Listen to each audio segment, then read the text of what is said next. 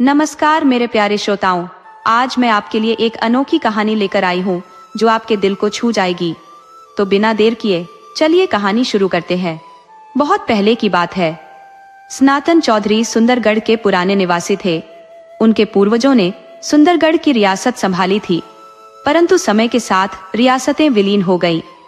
पारिवारिक विभाजन में जमीन भी खंडित हो गई और सनातन बाबू के चाचा और चचेरे भाइयों ने अपनी जमीन बेचकर शहर में बसने का निर्णय लिया।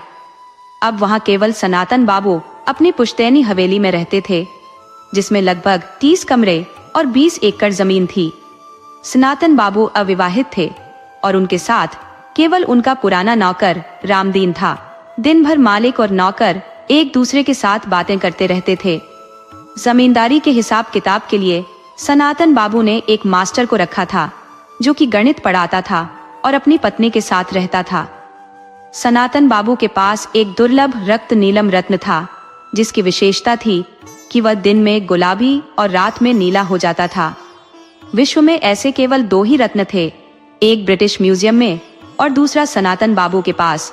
इस रत्न के बारे में तब जानकारी मिली जब लंदन के म्यूजियम वाले नीलम पर एक कार्यक्रम दिखाया गया। इस प्रकार सनातन बाबू को भी इस रत्न की महत्वता का पता चला। खबर फैलते ही मीडिया और अखबार वालों ने उनका इंटरव्यू लिया और रत्न की विशिष्टता फैल गई। हर रविवार को सनातन बाबू ने रत्न को देखने की अनुमति दे दी, परंतु केवल 20 लोगों को। मास्टर जी और रामदीन ने इसकी व्यवस्था संभाली। 6 महीने बाद रत्न का प्रदर्शन बंद कर दिया गया और सनातन बाबू ने कहा कि रत्न बिक गया है। कुछ महीने बाद सनातन बाबू के 4 दोस्त अपनी पत्नियों के साथ उनके घर आने का कार्यक्रम बनाने लगे। सनातन बाबू ने खुशी खुशी उन्हें आमंत्रित किया और रामदीन और मास्टर जी से उनकी व्यवस्था करने को कहा। निश्चित दिन पर मास्टर जी के साथ सनातन बाबू रेलवे स्टेशन गए और अपने मित्रों को लेकर आए। सब लोग वहीं बैठकर ट्रेन का इंतजार करने लगे। ट्रेन आने में अभी समय था। मास्टर जी थोड़ी देर के लिए केबिन के बाहर आ गए, सिगरेट जलाकर स्टेशन पर टहलने लगे। कुछ देर बाद वे वापस लौटे। तब तक अर्दली चाय लेकर आ गया था। चाय के साथ बिस्कुट भी थे। सभी ने मिलकर चाय पी और बातचीत करने लगे। इतने में ट्रेन आने का संकेत मिला तो स्टेशन मास्टर व्यस्त हो गए और सभी प्लेटफॉर्म पर आ गए। ट्रेन आई तो सनातन बाबू और मास्टर जी सतर्क होकर चारों ओर देखने लगे। तभी सामने वाली बोगी से उनके मित्र उतरते दिखे। मास्टर जी दौड़कर उनके पास पहुंचे। मित्र उन्हें देखकर चौंके और नमस्कार किया। यह देखकर सनातन बाबू दूर से बोले, अरे भाई, वो मेरे साथ है। मास्टर जी मेरे सहायक है। सभी ने उनका अभिवादन किया। उनके मित्रों को किराए की गाड़ियों में बिठाकर सभी लोग सनातन बाबू के घर आ गए। यहाँ रामदीन ने सबके लिए चाय नाश्ते की व्यवस्था पहले ही कर रखी थी। सभी को बैठाकर गाड़ियों से सामान निकालकर रामदीन उनके कमरे में रखने लगा। सभी लान में बैठकर चाय नाश्ता करने लगे। सनातन बाबू ने मास्टर जी का परिचय सबसे करवाया। उन्होंने बताया कि ये उनके बचपन के दोस्त हैं। पहले सुकुमार जी और उनकी पत्नी रमा, फिर रजत जी और उनकी पत्नी दीपा, तीसरे नंबर पर गोपाल शंकर जी और उनकी पत्नी आशा, और चौथे नंबर पर बहसकर चटर्जी और उनकी पत्नी रेवती चटर्जी थे। मास्टर जी ने सबका अभिवादन कर सम्मान प्रकट किया। फिर सभी लोग कोठी के अंदर आए। यहाँ उन्होंने रामदीन से मेहमानों के सभी इंतजाम की जानकारी ली। थोड़ी देर बाद सभी अंदर आ गए तो रामदीन और मास्टर जी ने उन्हें उनके कमरों तक पहुंचाया। अपने अपने कमरों में जाकर सभी ने स्नान किया और ताजगी महसूस की। सनातन बाबू ने पहले ही बता दिया था कि दोपहर का भोजन ठीक 1:30 बजे होगा। सभी ने कमरे में थोड़ा आराम किया और 1:15 बजे एक एक करके डाइनिंग रूम में आ गए। भोजन के बाद 2 बज गए। तभी सुकुमार जी ने प्रस्ताव रखा कि हल्की सर्दियों के दिन है तो क्यों न सुंदरगढ़ की सैर की जाए। सभी ने सहमति दी, मगर सनातन बाबू बोले, भाई मुझे माफ करो, मुझे दोपहर में सोने की आदत है, मैं नहीं जा पाऊंगा। लेकिन मास्टर जी आपको घुमा लाएंगे। सभी तैयार होकर निकल पड़े। उन्हें लौटते लौटते शाम हो गई। लगभग 5:30 बजे कोठी में वापस आ गए। हल्की सर्दी पड़ने लगी थी, सो रामदीन ने लकड़ी वाली बड़ी सी अंगीठी जलाकर लान में छतरी के नीचे सजा दी। सभी आकर वहीं बैठ गए। रामदीन बोला, आप लोग यहीं बैठो, मैं चाय और गर्म पकौड़े लाता हूँ। सभी बैठ गए। भीतर से सनातन बाबू भी आ गए। तभी रामदीन गर्म चाय और पकौड़े ले आया। चाय नाश्ता करते हुए सभी गपशप करने लगे। शाम ढलते ही सभी अंदर आ गए। सनातन बाबू ने पूछा कि डिनर कब करेंगे। सुकुमार जी बोले, भाई हम लोग लेट डिनर करते हैं, रात 10 बजे के आसपास महफिल जमाएंगे और उसके बाद ही डिनर होगा। सभी ने सहमति दी। तय हुआ कि सभी 10 बजे डाइनिंग हॉल में आ जाएंगे। सभी अपने अपने कमरों में चले गए। रात 10 बजे सभी डाइनिंग हॉल में इकट्ठा हो गए। शराब का कोई प्रबंध नहीं था। हाँ, कोल्ड ड्रिंक जरूर था। भुने काजू, पनीर के पकौड़े और चिकन टिक्का भी था। सभी साथ बैठे और पुरानी यादों के साथ हंसी मजाक का दौर चला। समय धीरे धीरे अपनी धारा में प्रवाहित हो रहा था। अचानक गोपाल नस्कर जी बोले, भाई सनातन, तुम्हारे पास वह अनमोल रत्न है, क्या हमें नहीं दिखाओगे? यह सुनकर रजत बाबू ने चुटकी लेते हुए कहा, रहने दो गोपाल, शायद उसने वह रत्न भेज दिया है, अब हमें कहां से दिखाएगा। सनातन बाबू हंसते हुए बोले, अरे भाई, वह तो इस मास्टर जी ने सुझाया था कि भीड़ से निजात पाने के लिए ये अफवाह फैला दी जाए। सच तो ये है कि वह रत्न आज भी मेरे पास ही है। तुम लोगों को क्यों नहीं दिखाऊंगा? तुम लोग तो मेरे अभिन्न मित्र हो, ऐसा सोचना भी मत। यह सुनकर रमा और दीपा ने एक साथ कहा, भाई साहब, हम सभी उसे देखने को उत्सुक हैं, कृपया दिखाइए ना। सनातन बाबू बोले, थोड़ा ठहरिए, मैं अभी लाता हूँ। उन्होंने मास्टर जी को संकेत किया और अपने कमरे में आ गए। कमरे में पहुंचकर उन्होंने मास्टर जी को दरवाजा बंद करने को कहा और स्वयं दीवार में लगी लोहे की अलमारी के सामने पहुंचे। उन्होंने जेब से चाबियों का गुच्छा निकालकर एक चाबी घुमाई, फिर दूसरी चाबी लगाई और अंततः तीसरी चाबी लगाने पर अलमारी का ताला खुला। सनातन बाबू ने अलमारी से एक नक्काशीदार लकड़ी की सुंदर छोटी संदूकची निकाली, उसे टेबल पर रखा और भीतर से एक सुनहरी चाबी निकाली। उस चाबी से उन्होंने अपनी सामान्य अलमारी के भीतर बने सेफ को खोला। जैसे ही सेफ खुला, लकड़ी से बनी डिब्बी निकालते ही पूरा कमरा चंदन की महक से भर गया। उन्होंने मास्टर जी को डिब्बी पकड़ाई और स्वयं सुनहरी चाबी से सेफ को बंद कर दिया। इसके बाद वे लोग बाहर डाइनिंग हॉल में आ गए। हॉल में आकर सनातन बाबू ने सभी को वह दिव्य रत्न दिखाया। सभी ने उस रत्न को बारी बारी से हाथ में लेकर देखा और चंदन की महक से मुग्ध हो गए। भास्कर बाबू ने पूछा, क्या इस रत्न को चंदन में ही रखना जरूरी है? सनातन बाबू बोले, हाँ भाई, अगर इसे दिन भर कम से कम 12 घंटे तक चंदन की डिब्बी में नहीं रखा गया तो इसकी रंग बदलने की खूबी समाप्त हो जाएगी। इसलिए हमारे पूर्वजों ने इसे स्थायी रूप से चंदन की डिब्बी में रखने की व्यवस्था की थी। रत्न देखकर सभी प्रसन्न हो गए। इसके बाद सबने डिनर की तैयारी शुरू की। सनातन बाबू अपने कमरे में उस दिव्य रत्न को वापस रखने चले गए।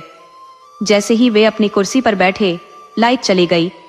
सभी चौंक गए, लेकिन 5 मिनट में ही लाइट वापस आ गई। डाइनिंग टेबल पर एक सुंदर सा केक रखा था और उस पर एक मोमबत्ती जल रही थी। तभी सभी लोग मिलकर सनातन बाबू को जन्मदिन की बधाई देने लगे और केक काटने को कहा। सनातन बाबू ने आश्चर्य से कहा, अरे, तुम लोगों को याद था? चारों दोस्तों ने एक साथ कहा, हाँ मित्र, और इसीलिए हम मास्टर जी को लेकर बाहर गए थे सारा इंतजाम करने के लिए। इसके बाद सभी ने मिलकर भोजन किया। कुछ दिन वहां छुट्टी बिताकर सनातन बाबू के चारों मित्र वापस चले गए। कुछ समय बाद एक दिन दोपहर में जब सनातन बाबू भोजन कर रहे थे, रामदीन रसोई में था। तभी 2 गुंडे नुमा युवक घर में घुस आए और सनातन बाबू को धमकाते हुए बोले, सुनो चाचा, भलाई इसी में है कि हमारी बात मानकर ये बिल्डिंग उस सेठ को बेच दो। वह अच्छा दाम दे रहा है, वरना बाद में पछताना पड़ेगा। ये धमकी सुनकर रामदीन घबरा गया। एक गुंडे सनातन बाबू को धमका कर चले गए। रामदीन ने आकर सनातन बाबू को संभाला। सनातन बाबू भोजन छोड़कर खड़े हो गए और अपने कमरे में चले गए। रामदीन ने सब काम निपटाने के बाद बाजार जाने का बहाना बनाकर मास्टर जी के पास पहुंचकर उन्हें सारी स्थिति बताई। ये सुनकर मास्टर जी ने उसे सांत्वना दी और बोले, मैं देखता हूँ। जब मास्टर जी लौटे तो सनातन बाबू लॉन में बैठे थे। मास्टर जी ने ऐसे व्यवहार किया जैसे उन्हें दोपहर की घटना का कोई ज्ञान न हो। सनातन बाबू भी सहज दिखने का प्रयास कर रहे थे। मास्टर जी अंदर चले गए। रामदीन चाय बनाकर रख गया। 1 घंटे बाद सनातन बाबू ने मास्टर जी को अपने पास बुलाया। जब वे आए तो सनातन बाबू ने उन्हें दोपहर वाली घटना बताई और बोले, भाई साहब, अब इन गुंडों का आतंक बढ़ता ही जा रहा है। आज तो वे घर में घुसकर धमका गए, कल को गोली मार देंगे। मैं बहुत घबरा गया हूँ। लगता है इस धरोहर को संभालना अब मेरे लिए कठिन हो गया है। मास्टर जी ने उन्हें सांत्वना दी और पुलिस में रिपोर्ट करने की सलाह दी, लेकिन सनातन बाबू ने मना कर दिया। मास्टर जी घर लौटे तब रात के 8 बज रहे थे। उनके लौटने के कुछ ही मिनट बाद उनके 2 मित्र नीलेश और हरमन आ गए। दरअसल आज मास्टर जी के घर पर उन्हें डिनर का निमंत्रण था। वे बैठकर आपस में बातें करने लगे। भीतर मास्टर जी की पत्नी भोजन की तैयारी कर रही थी। रात के 9:15 बजे सनातन बाबू के घर की घंटी बजी। रामदीन ने दरवाजे की बत्ती जलाकर बाहर देखा तो एक रईस दिखने वाला व्यक्ति खड़ा था। सनातन बाबू ने रामदीन को दरवाजा खोलने का संकेत दिया। रामदीन दरवाजा खोलकर उसे बैठक में ले गया। थोड़ी देर में सनातन बाबू आए और उस व्यक्ति का अभिवादन किया। दोनों बैठ गए। सनातन बाबू बोले, तो आप ही हैं सेठ नंदनी? जी बाबूजी, मैंने ही दिन में आपको फोन करके आने को कहा था। सनातन बाबू बोले, देखिए हीरानंद लालू जी, मैं वह नीलम बेचने के मूड में बिल्कुल नहीं हूँ। मैंने आपको दिन में ही बता दिया था। आप व्यर्थ में मेरा और अपना समय खराब कर रहे हैं। हीरानंदानी ने मुस्कुराते हुए कहा, बाबूजी, मैं आपको इसके लिए मुंह मांगी कीमत देने को तैयार हूँ, बस आप हामी भर दीजिए। सनातन बाबू ने फिर इनकार किया। हीरानंदानी बोला, सोच लीजिए बाबू, मैं आपको 1 करोड़ रुपए दे सकता हूँ। सनातन बाबू ने इनकार में सिर हिलाया। वह फिर बोला, 1.5 करोड़? सनातन बाबू ने थोड़ी देर सोचकर फिर मना कर दिया। हीरानंदानी ने कहा, 2.5 करोड़ रुपए? यह सुनकर सनातन बाबू की आंखें फटी रह गईं। सौदा तय हो गया। अगले दिन भुगतान करने का वादा करके हीरानंदानी चला गया। रामदीन ने भी सारी बातें सुनी। अगले दिन सुबह सनातन बाबू ने रामदीन और मास्टर जी को घर बुलाया और उन्हें स्कूल से छुट्टी लेकर आने को कहा। मास्टर जी आ गए। दोपहर 2:30 बजे हीरानंदानी आया। उसने भुगतान किया और नीलम लेकर चला गया। सनातन बाबू ने मास्टर जी को 2.5 करोड़ रुपए गिनने में लगा दिया। मास्टर जी ने रुपए गिनकर सनातन बाबू को दे दिए, जिन्होंने उन्हें अलमारी में रख दिया। मास्टर जी घर लौट गए, जहां उनके दोनों दोस्त भी आ गए थे। मास्टर जी ने आज की डील पर चर्चा की। डील की राशि और नगद भुगतान के बारे में सुनकर दोनों दोस्तों की आंखें फटी रह गईं। अगले दिन मास्टर जी अपने निर्धारित समय पर सनातन बाबू के घर गए। सब कुछ सामान्य था। मास्टर जी अपना काम निपटाकर 8:30 बजे घर लौट आए। सनातन बाबू भी अपने डिनर की तैयारी कर रहे थे। तभी बाहर गेट पर धमाके की आवाज आई। उसे सुनकर रामदीन भागा। वहां उसने 2 लड़कों को मारते हुए देखा, मगर अंधेरे की वजह से पहचान नहीं सका। सनातन बाबू ने मास्टर जी को फोन कर घटना की जानकारी दी। मास्टर जी ने उन्हें पुलिस को सूचित करने का आग्रह किया, लेकिन सनातन बाबू ने रात में ही नहीं, सुबह देखने का निर्णय लिया। रात भर वे विचार मग्न रहे कि यह कृत्य बिल्डर के इशारे पर ही हुआ होगा। अगले दिन सुबह मास्टर जी चाय पी रहे थे जब फोन की घंटी बजी। दूसरी ओर से रामदीन की घबराई आवाज में खबर मिली कि सनातन बाबू को रात में किसी ने गोली मार दी। सुबह जब वे नहीं उठे तो कमरे में देखा गया कि वे खून से लथपथ पड़े थे। मास्टर जी ने रामदीन को किसी भी चीज को छेड़ने से मना किया और तुरंत पुलिस को फोन किया। रामदीन से सनातन बाबू की हत्या की खबर सुनकर मास्टर जी तुरंत उनकी कोठी की ओर दौड़े। कोठी पहुंचते ही उन्होंने सबसे पहले उस कमरे का दरवाजा बंद करवाया जहां हत्या हुई थी। इसके बाद उन्होंने थाने में फोन किया। इंस्पेक्टर शमशेर सिंह, जो उनके परिचित थे, ने फोन उठाया। मास्टर जी ने उन्हें सनातन बाबू की मौत की खबर देकर तुरंत आने को कहा। शमशेर सिंह बोले कि वे 20 मिनट में पहुंच जाएंगे और तब तक किसी भी चीज को हाथ न लगाया जाए। थोड़ी देर में शमशेर सिंह अपने टीम के साथ पहुंचे। उनके साथ फोटोग्राफर, फॉरेंसिक विशेषज्ञ और फिंगरप्रिंट एक्सपर्ट भी थे। मास्टर जी उन्हें उस कमरे तक ले गए। शमशेर सिंह ने कमरे का दरवाजा बाहर से बंद देखकर मास्टर जी की ओर देखा, जिन्होंने बताया कि छेड़छाड़ से बचाने के लिए दरवाजा बंद किया था। शमशेर सिंह ने अपनी टीम को निर्देश दिए और वे लोग कमरे में चले गए और काम शुरू कर दिया। शमशेर सिंह बाहर आकर मास्टर जी से बातचीत करने लगे। रामदीन सबके लिए चाय लेकर आया। वह अभी तक रो रहा था। शमशेर सिंह ने उसे पास बुलाया और पूछा, तुम्हें अपने मालिक से बहुत लगाव था? रामदीन ने आंसू पोंछते हुए कहा, जी सरकार, बचपन से ही इसी घर में बड़ा हुआ हूँ। मालिक को हमेशा से देखता आया हूँ। आज उनकी मृत देह देखकर मेरा दिल टूट गया है। न जाने कौन थे ये हत्यारे जिन्होंने एक बुजुर्ग की हत्या कर दी। मास्टर जी ने रामदीन के कंधे पर हाथ रखकर सांत्वना दी और बोले, जाने वाले तो चले गए, अब हमारे पास सिवाय अफसोस के कुछ नहीं है। फिर भी यदि हम हत्यारों को सजा दिला सके तो कम से कम संतोष होगा। शमशेर सिंह ने फिंगरप्रिंट विशेषज्ञ से पूछा, कुछ मिला? विशेषज्ञ ने बताया कि कमरे में 5 लोगों के फिंगरप्रिंट मिले हैं। मास्टर जी ने कहा, 3 फिंगरप्रिंट तो हमारे हैं, यानी सनातन बाबू, मेरे और रामदीन के। बाकी 2 हत्यारों के हो सकते हैं। शमशेर सिंह ने कहा, ऐसा हो सकता है, चलिए आप दोनों के भी फिंगरप्रिंट ले जाएं। वे कमरे के भीतर चले गए। सनातन बाबू की कुर्सी और अलमारी के हत्थे पर फिंगरप्रिंट मिले। अब यह स्पष्ट हो गया कि हत्यारे 2 थे और अलमारी में फिंगरप्रिंट मिलने से मास्टर जी ने शक जताया कि हत्याकांड लूट के इरादे से हुआ होगा, क्योंकि उस नीलम के बदले हीरा नंदानी द्वारा दिए गए 2.5 करोड़ अब भी बैंक में जमा नहीं हुए थे। मास्टर जी ने जब सनातन बाबू के घर में 2.5 करोड़ नकद की मौजूदगी की जानकारी इंस्पेक्टर शमशेर सिंह को दी तो वह आश्चर्यचकित रह गए। उन्होंने मास्टर जी से पूरी घटना विस्तार से बताने का अनुरोध किया। मास्टर जी ने उन्हें संपूर्ण विवरण दिया, जिसमें बताया कि सनातन बाबू ने स्वयं उन्हें यह रकम गिनवाई थी। शमशेर सिंह ने गंभीरता से माथे पर बल डालते हुए कहा, इसका मतलब सेठ हीरानंदानी भी इस मामले में शामिल हो सकता है, क्योंकि उसे पता था कि इतनी बड़ी रकम असुरक्षित ढंग से इस घर में रखी हुई है। वह किराए के गुंडों से भी यह काम करवा सकता था ताकि लूट कर भाग सके। मास्टर जी ने बीच में टोका, इंस्पेक्टर साहब, आप बल्लर किशन और उसके गुंडों को भी भूल रहे हैं, जिन्होंने सनातन बाबू को धमकाया था। शमशेर सिंह ने संयम से कहा, मैं किसी को नहीं भूल रहा हूं जनाब। मेरी सूची में तो आप भी संदिग्ध हैं, क्योंकि आपने स्वयं ही जीवन में पहली बार 2.5 करोड़ जैसी रकम देखी और गिनी थी। आपको भी लालच आ सकता है। मास्टर जी ने प्रतिवाद किया, सर, मैं एक सीधा सादा ईमानदार स्कूल मास्टर हूँ। मैं ऐसी भयानक घटना को कैसे अंजाम दे सकता हूँ? और हाँ, मैंने सुना है रिवॉल्वर से गोली चलाने पर बारूद के कण चलाने वाले के हाथों में चिपक जाते हैं, जो साधारण तौर पर दिखाई नहीं देते, लेकिन फॉरेंसिक विशेषज्ञ उन्हें ट्रेस कर लेते हैं।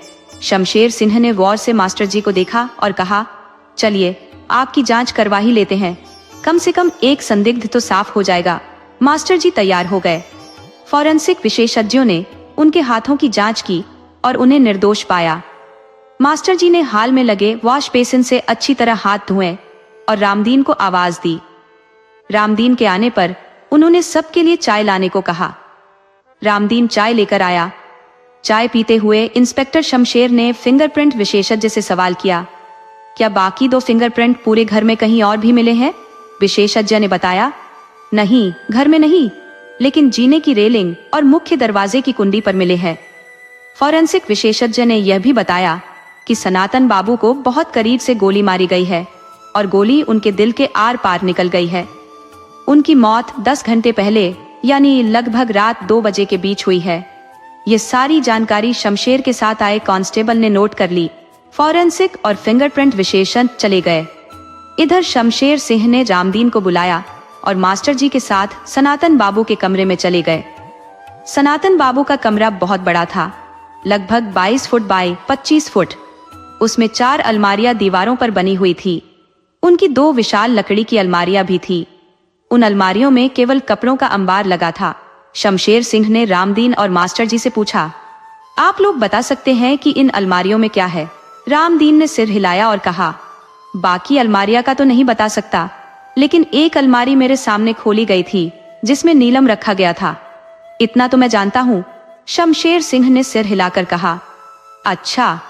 फिर रामदीन से बोले, सनातन बाबू इन सब की चाबी कहाँ रखते थे, ये तो तुम बता ही सकते हो।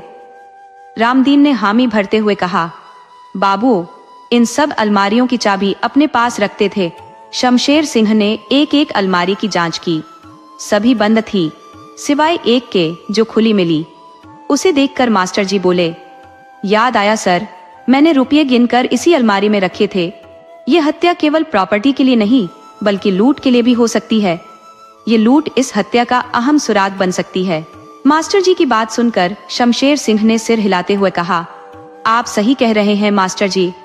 अब बताइए, कल रात यहाँ से जाने के बाद आपने क्या किया? मास्टर जी नाराजगी से बोले, मतलब आप अभी भी मुझे शक के दायरे में रखे हुए हैं? शमशेर सिंह हंसते हुए बोले, क्या करें मास्टर जी, हमारी तफ्तीश तो यहीं से शुरू होती है। मास्टर जी ने अपने कल रात की सभी गतिविधियों का विस्तार से वर्णन किया।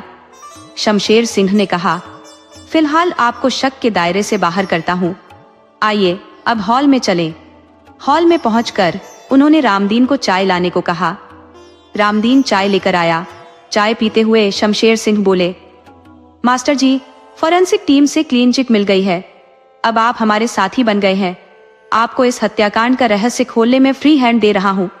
हम पुलिस वाले तो अपनी तरह से जांच करते हैं, लेकिन आप एक सिविलियन की हैसियत से कुछ नया भी सोच सकते हैं। चलिए आप भी काम पर लग जाइए। मास्टर जी ने घटनाओं की कड़ियों को जोड़ना शुरू किया। उन्हें याद आया कि सबसे पहले सनातन बाबू के मित्रों के सामने नीलम निकाला गया था। फिर किशन सेठ के गुंडों ने उन्हें धमकाया। उसके बाद सेठ हीरा नंदानी ने नीलम को ऊंची कीमत देकर खरीदा। फिर घर के मुख्य गेट पर धमाका हुआ और रात में सनातन बाबू की हत्या हो गई। अलमारी से 2.5 करोड़ लूट ले गए। इन घटनाओं का आपस में कोई प्रत्यक्ष संबंध नहीं दिखाई दे रहा था, इसलिए मास्टर जी ने विभिन्न संदिग्धों की सूची बनाई। इसमें सबसे ऊपर नाम आया किशन सेठ और उसके गुंडों का, जिन्होंने सनातन बाबू को साफ तौर पर जान से मारने की धमकी दी थी। मास्टर जी ने सोचा कि किशन सेठ इस प्रॉपर्टी को किसी भी प्रकार से हासिल करना चाहता था। दोनों गुंडे जो आए थे उन्होंने भी धमकी दी थी, लेकिन मास्टर जी जानते थे कि किशन सेठ के गुंडों ने आज तक कोई हत्या नहीं की थी और उन्हें घर में रखे रुपए के बारे में जानकारी भी नहीं थी। फिर वे हत्या करने के बाद रुपए कैसे लूट सकते थे? इस विचार के बाद मास्टर जी ने तय किया कि वे शमशेर इंस्पेक्टर से मिलेंगे और किशन सेठ और गुंडों के बारे में चर्चा करेंगे। वे सनातन बाबू के घर से रामदीन को बताकर निकल पड़े। चलने से पहले फोन पर उन्होंने शमशेर से पूछा तो उसने कहा, आ जाओ, मैं थाने में ही हूँ। अभी आधे घंटे में पोस्टमार्टम रिपोर्ट आ जाएगी। साथ मिलकर इस मामले की कड़ियां जोड़ते हैं। मास्टर जी थाने पहुंच गए। शमशेर अपने केबिन में बैठे थे। जैसे ही मास्टर जी पहुंचे, शमशेर बोले, मास्टर जी, पहले हम चाय पीते हैं, फिर चर्चा शुरू करेंगे। तभी कांस्टेबल चाय लेकर आया। चाय पीते हुए शमशेर ने मास्टर जी से पूछा, आपकी क्या राय है? मास्टर जी ने किशन सेठ और उसके गुर्गों की कारस्तानी बताकर अपने विचार रखे। ये सब सुनकर शमशेर बोले, तुमने बिल्कुल सही विश्लेषण किया है, लेकिन यह भी तो हो सकता है कि एक साथ इतनी बड़ी रकम पाकर सनातन बाबू खुद ही अचंभित हो गए हों। हो सकता है उन्हें नींद नहीं आ रही हो और वे रुपये गिनने बैठ गए हों। उन्होंने सोचा होगा, इतनी रात कौन आएगा, मगर उनकी बदकिस्मती से किशन सेठ के गुंडे वहां पहुंच गए हों। उन्हें सिर्फ धमकाना था, लेकिन इतनी रकम देखकर उनका दिमाग फिर गया और उन्होंने सनातन बाबू की हत्या कर दी। मास्टर जी ने सहमति में सिर हिलाते हुए कहा, जी आप सही कह रहे हैं, यह भी संभव है। आखिर पुलिस वालों की अपनी अलग ही सोच होती है और होनी भी चाहिए।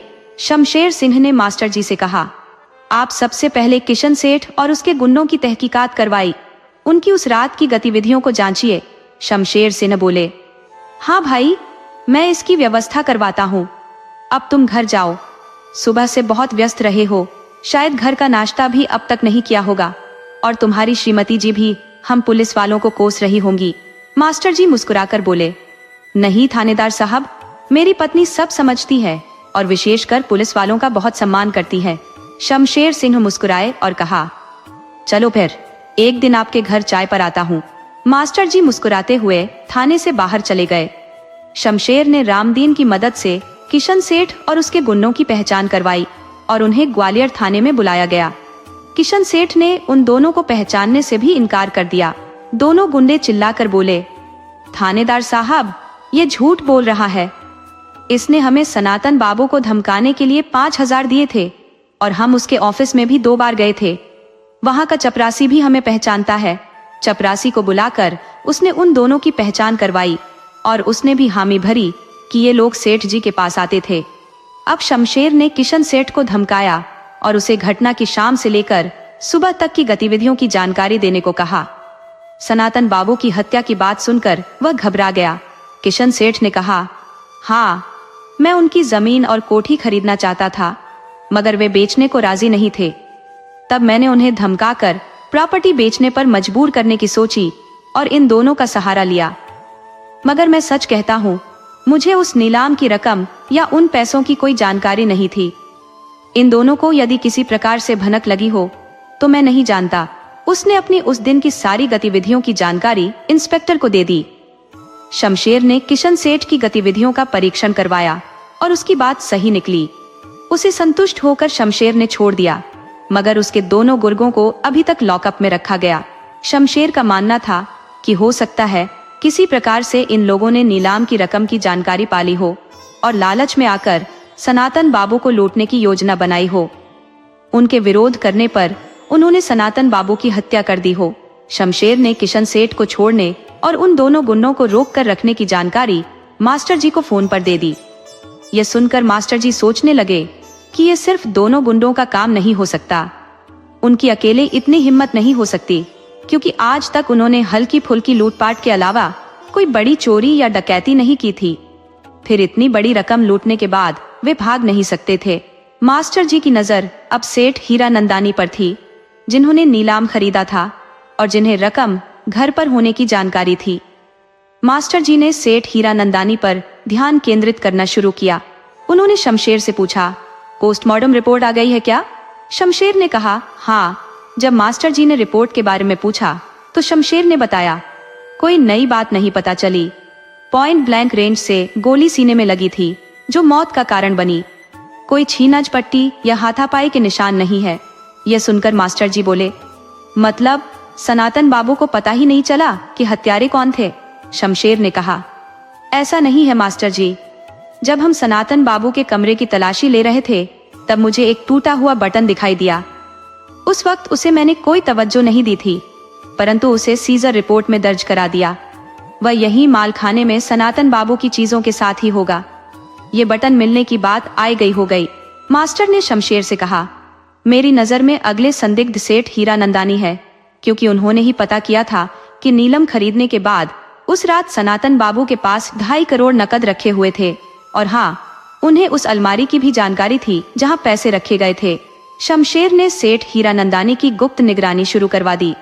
2 दिन बाद शमशेर ने फोन करके मास्टर को बुलाया और बताया, हीरानंदानी की हरकतें संदिग्ध लग रही हैं। सेठ के जरायम पैसे और संबंध उनके नामी लेन देन का हिस्सा है। उन्होंने नीलम को अंतर्राष्ट्रीय बाजार में भेजने के लिए दलालों से संपर्क करना शुरू कर दिया है। उन्होंने कीमत भी रखी है 8 करोड़। दलाल अंतर्राष्ट्रीय तस्करों से संपर्क कर रहे हैं और अभी तक 5.5 करोड़ का ऑफर आ चुका है, मगर हीरानंदानी मान नहीं रहे हैं। शमशेर ने कहा, हीरानंदानी ने पिछले 2 दिनों में करीब 3 करोड़ का नकद लेन देन किया है। अब इतना नकद रुपया उनके पास कहां से आया, ये तो जरूर जांच का विषय है। मास्टर जी ने कहा, एक बार उससे पूछताछ तो कर ही लीजिए आप।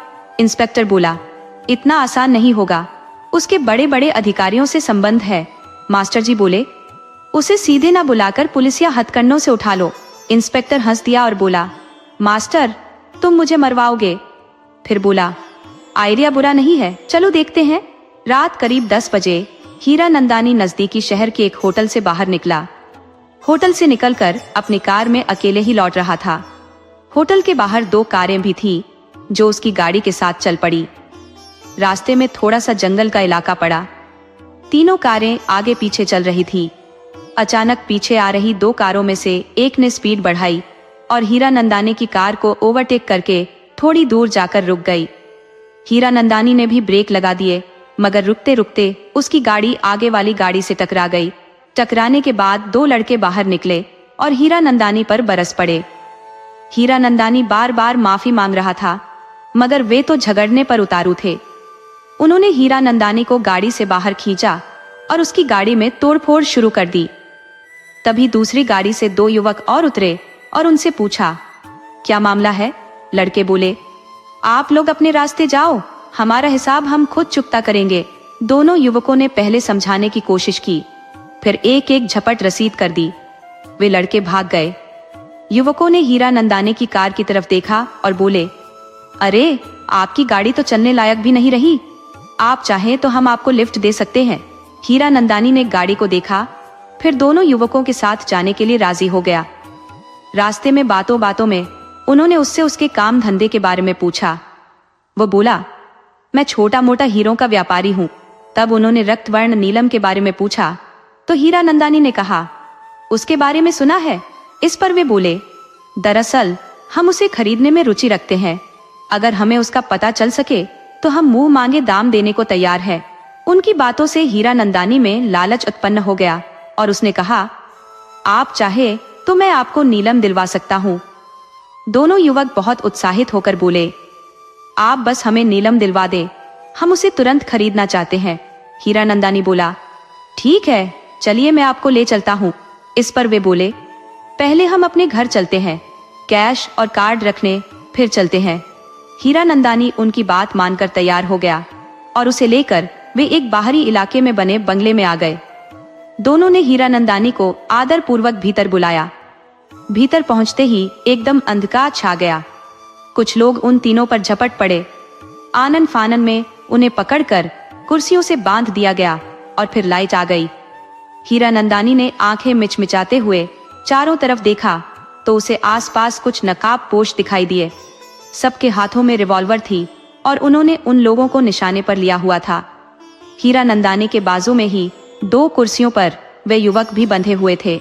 नकाबपोशों में से एक लंबे चौड़े पहलवान टाइप के व्यक्ति ने आगे बढ़कर हीरा नंदानी से पूछा, सेठ, सनातन बाबू से जो नीलम खरीदा था वो कहाँ है? हीरा नंदानी बोला, वह तो मेरे बैंक के लॉकर में है। जब उसने पूछा कि जो 2.5 करोड़ तुमने उसकी हत्या कर लूटे हैं वे कहाँ है, तो हीरा नंदानी चौंक कर बोला, मैंने कोई रुपया नहीं लूटा, मैंने तो उन्हें नकद भुगतान किया और नीलम लेकर सीधा अपने घर आ गया। नकाबपोश फिर बोला, और उस रात को ही तुमने प्लान बनाकर अपने गुंडों के साथ वापस आकर रुपए लूट लिए। हमारे पास पुख्ता जानकारी है, जल्दी बताओ रुपए कहाँ है, वरना तुम्हारी खोपड़ी उड़ा दूंगा। हीरा नंदानी ने कहा, आप लोग विश्वास क्यों नहीं करते? मैंने कोई रुपये नहीं लूटे, मैं तो नीलम खरीद कर वापस आ गया और अगले दिन जब सनातन बाबू की हत्या हुई तो मैं ट्रेन में था, क्योंकि मैं नीलम के सौदे की बात करने पड़ोसी शहर गया था। तब नकाबपोश बोला, सेठ, तुम सीधे सीधे हमें बता 2.5 करोड़ कहाँ है? हमें सिर्फ नगद रुपए चाहिए, नीलम तुम रख लो, अगर नहीं बताया तो मैं तुम्हारी खोपड़ी उड़ा दूंगा। हीरा नंदानी रोने लगा। पोस्ट आगे बढ़कर उसे समझाने के भाव से बोला, देखो सेठ, हमें सिर्फ रुपयों की जरूरत है, सीधे तौर पर बता दो, वरना अभी के अभी तुम्हारी खोपड़ी उड़ा दूंगा। हीरा नंदानी बड़े ही दयनीय स्वर में रोते हुए बोला, भाई साहब, आप चाहे मेरी जान ले लो, मगर जो चीज मैंने ली ही नहीं है उसे मैं कैसे लौटा सकता हूँ? हाँ, आप चाहो तो मेरी जान बख्शने के बदले मुझसे वह नीलम ले लो, उसे खरीद कर मेरी तो जान पड़ी बनाई है। नकाबपोश ने दूसरे साथी की ओर देखा। उसने सिर हिलाकर कुछ इशारा किया तो नकाबपोश बोला, आज रात तक का वक्त हम तुम्हें देते हैं सेठ, अच्छी तरह सोच लो, कल सुबह हम फिर दोबारा आएंगे, तब तक हमारे साथ तुम मेहमान बनकर रहोगे।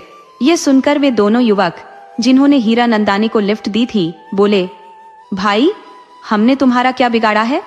हमने तो इस मजबूर सेठ की सहायता की थी, इसलिए उसे लिफ्ट दी थी, अब हमें तो छोड़ दो। नकाबपोश ने अपने साथियों को इशारा किया तो एक नकाबपोश आगे बढ़कर उन्हें खोल दिया। नकाबपोश ने हिदायत दी, चुपचाप अपने कमरे में चले जाओ, कोई हरकत नहीं, वरना गोली सीधे सर पर लगेगी। दोनों युवक चुपचाप वहां से चले गए। कमरे में सिर्फ सेठ रह गया। इधर दूसरे कमरे से आकर नकाबपोशों ने नकाब उतार दिए तो सामने मास्टर और शमशेर और पुलिस के जवान दिखाई दिए। शमशेर ने मास्टर से पूछा, अब क्या कहते हो? मास्टर बोला, जरा पिछले शहर के उस ट्रेन के आने का समय और उस शहर में उस ट्रेन के पहुंचने के समय के सीसीटीवी फुटेज निकलवाई जाए, पता चल जाएगा कि सेठ झूठ बोल रहा है या सच। शमशेर ने फुटेज प्राप्त करने की व्यवस्था कर दी। 3 घंटे में फुटेज प्राप्त हो गई और सेठ की बात सही साबित हुई, मतलब सेठ को भी क्लीन चिट मिल गई। सेठ को 1 घंटे बाद छोड़ दिया गया। और मास्टर शमशेर फिर इस हत्या को सुलझाने की तरकीब सोचने लगे। शमशेर ने मास्टर से कहा, मास्टर जी, हमारी नजर में जो संदिग्ध थे हम तो सबकी जांच कर चुके हैं, लगता है हम कहीं पर चूक कर रहे हैं। मास्टर जी बोले, मैं भी ऐसा ही सोच रहा हूँ।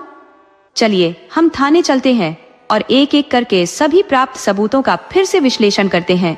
दोनों थाने आ गए। शमशेर ने चाय मंगवाई। चाय पीने के बाद शमशेर बोला, मास्टर, सुबह हो गई है, आज इतवार है, आप घर जाकर थोड़ा आराम कर लो, फिर शहर में भोजन करके थाने आ जाना, तब इस बारे में सोचेंगे। मास्टर अपने घर चला गया। उसकी पत्नी भी उसके इंतजार में रात में ठीक से सो नहीं पाई थी, इसलिए वह थोड़ी देर आराम करने चली गई। लगभग 10 बजे उठकर उन्होंने चाय पी और फिर नाश्ता करने बैठी। मास्टर की पत्नी ने गर्मा गर्म पूरी और आलू की सब्जी बनाई थी। नाश्ता करने के बाद मास्टर की नजर सामने वाली दीवार पर टंगी फोटो पर गई।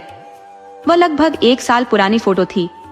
उस फोटो में मास्टर और उसके दोनों दोस्त हरमन और नीलेश उसके साथ थे। सबसे आगे हरमन था, उसके पीछे गले में हाथ डाले नीलेश और उसके पीछे मास्टर था। हरमन ने लाल धारीदार शर्ट पहनी हुई थी। उसमें जो बटन थे वे काले रंग के थे, जिन पर गोल्डन धारी बनी हुई थी, जिन्होंने उन बटनों को एक अलग ही आकर्षक लुक दे रखा था। उस फोटो को उसकी पत्नी अलका ने खींचा था। मास्टर बोला, अलका, तुम्हें याद है ये तस्वीर तुमने पिछले साल खींची थी, जब हरमन और नीलेश के पहले प्रोजेक्ट पर अपना घर का मुहूर्त किया था।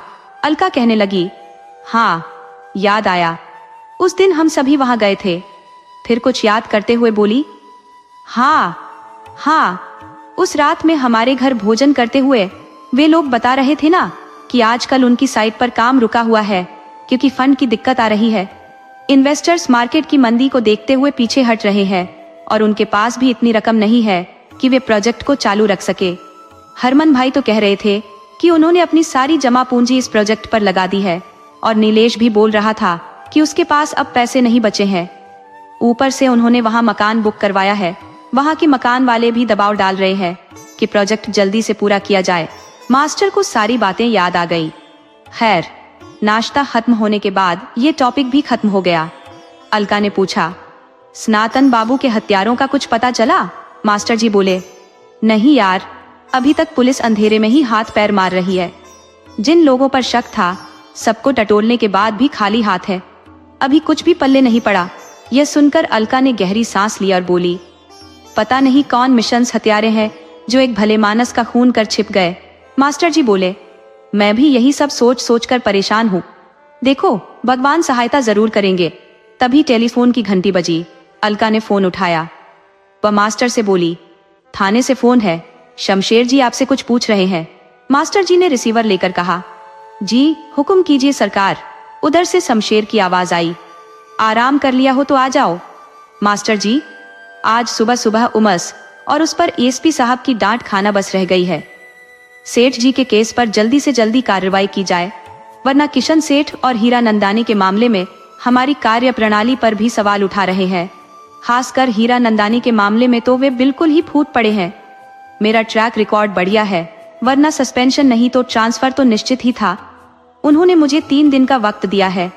अब हमें हर हाल में हथियारों को पकड़कर कानून के हवाले करना ही है, वरना मेरी खैर नहीं, क्योंकि डीएसपी साहब का ऑर्डर है। मास्टर बोले, आप चिंता मत करिए साहब, मैं अभी थाने आ रहा हूँ। उम्मीद है हम दोनों मिलकर आज ही इस मामले को सुलझा लेंगे। शमशेर ने कहा, तो जल्दी आओ, मैं इंतजार कर रहा हूँ। मास्टर ने हल्का से कहा, मैं थाने जा रहा हूँ। शमशेर बड़ी परेशानी में है, लंच पर मेरा इंतजार मत करना। अलका बोली, ठीक है, मगर रात को हरमन और नीलेश हमारे साथ घर पर डिनर करने वाले हैं, ये याद है ना? मास्टर बोले, अरे बाप रे, मैं तो भूल ही गया, आज तुम्हारा जन्मदिन है। सॉरी, और हाँ, हैप्पी बर्थडे डियर। उन्होंने अपनी पत्नी को आलिंगन में लिया और बोला, तुम जो हजारों साल के दिन हो, 50,000। अलका मुस्कुराते हुए बोली, बस रहने भी दो, जैसे हर साल आज का दिन तुम्हें याद ही रहता है। वो तो मैं ही हर साल याद दिलाती हूँ, तुम तो हर बार भूल ही जाते हो।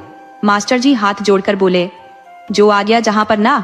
अलका बोली, लो, अब जनाब ने मेरा जेंडर ही बदल दिया। और दोनों हंसने लगे। मास्टर ने उसे एक बार फिर आलिंगन में लिया और फिर थाने की ओर चल पड़े। थाने में शमशेर बहुत उदास सा लग रहा था।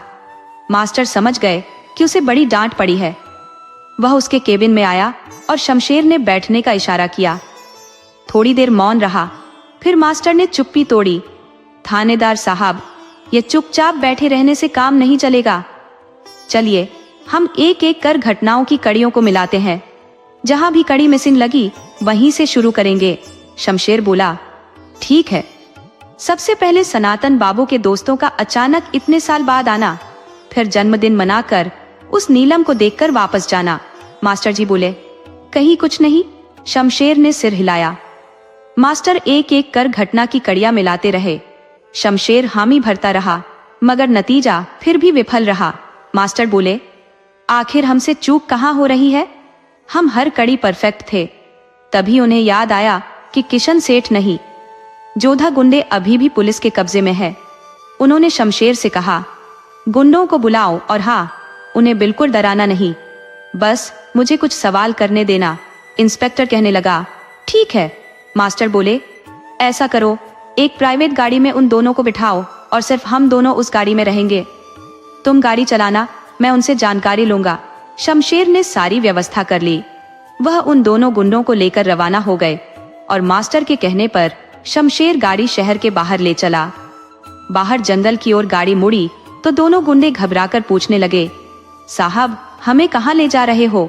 शमशेर बोला, चुपचाप बैठो, ज्यादा चूं चपड़ की तो यही उड़ा दूंगा। दोनों घबरा गए। उन्हें घबराते देखकर मास्टर बोले, सुनो भाई, थानेदार साहब का दिमाग बहुत ही घूम चुका है सनातन बाबू के मामले में। आज उन्हें एएसपी साहब से खूब डांट पड़ी है, इसलिए जरा शांति से सोचो और घटना के दिन और उसके आगे के 2-3 दिनों की सारी जानकारी हमें दे दो। हमें मालूम है कि तुम लोग पिछले 1 महीने से सारा दिन रात उनके घर की निगरानी कर रहे हो। कौन कौन उनके यहाँ आया और कौन कौन उनके घर से गया, सब कुछ बता दो।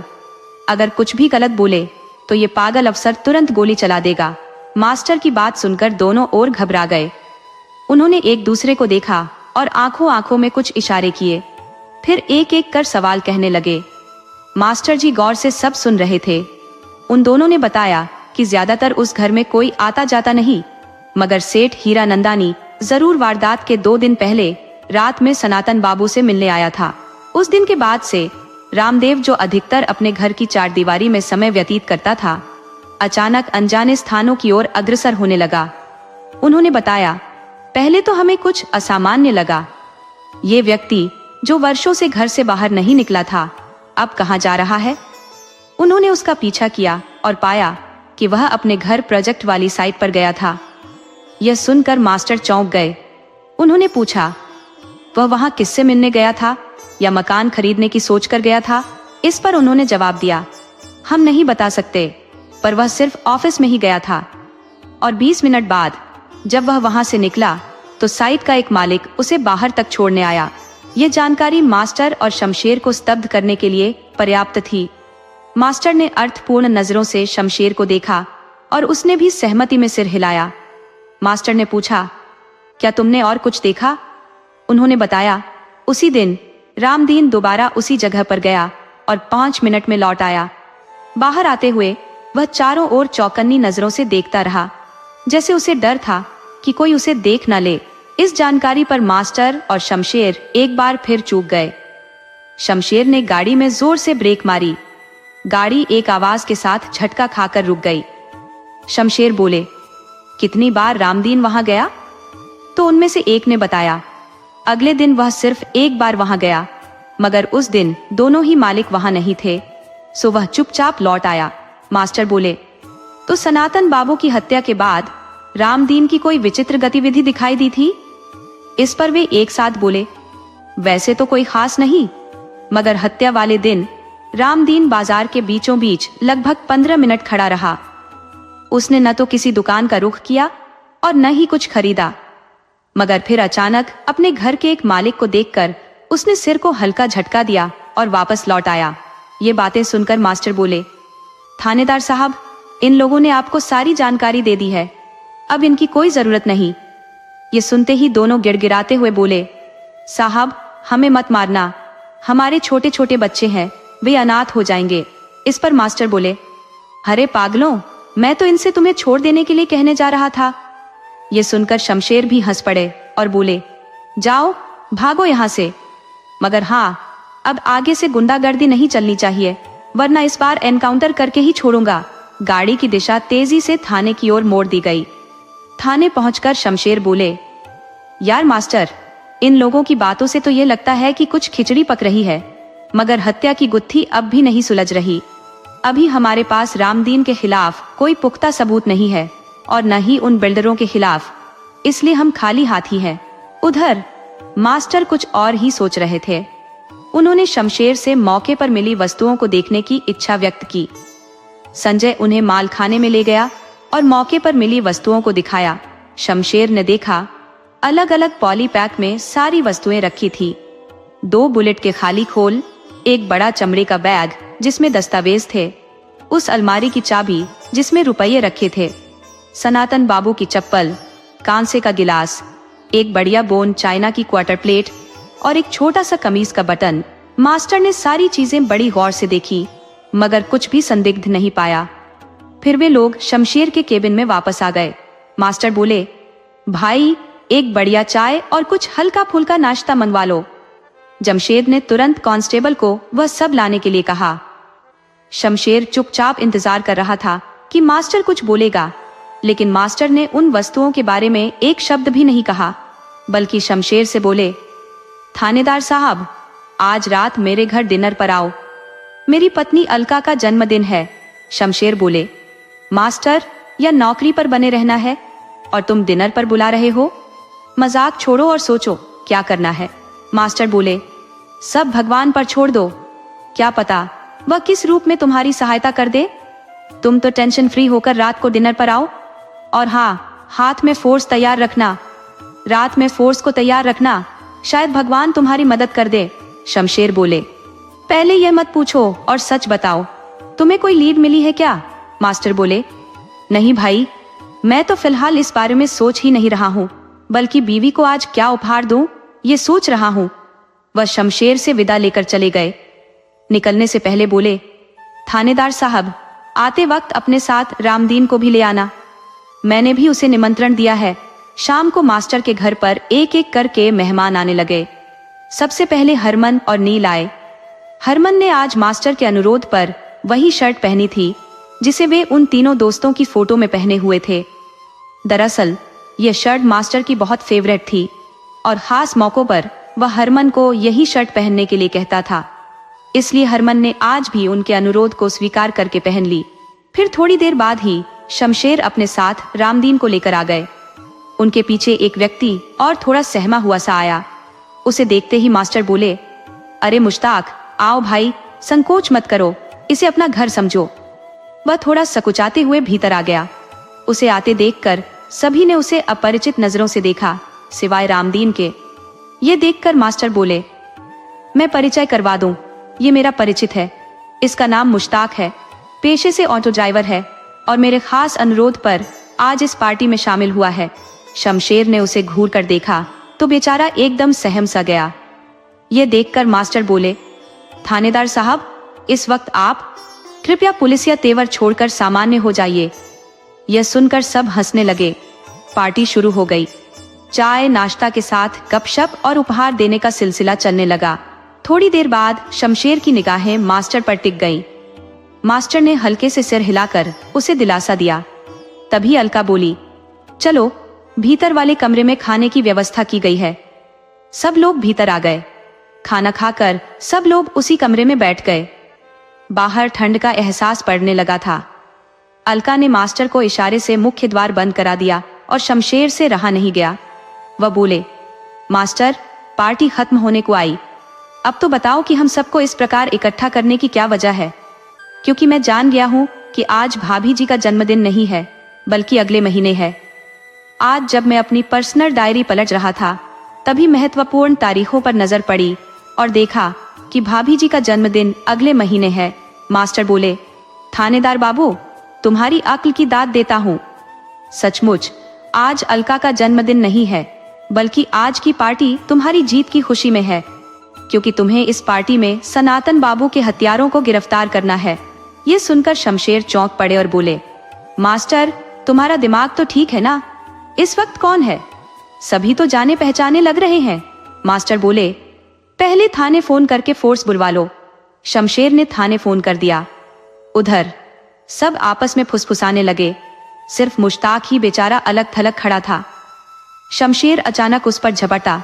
तभी मास्टर ने उसे रोका और कहा, नहीं नहीं, मुश्ताक हत्यारा नहीं है। हत्यारे 2 नहीं 3 है। शमशेर रुक गए। तभी कांस्टेबल ने आकर थाने से फोर्स आने की सूचना दी।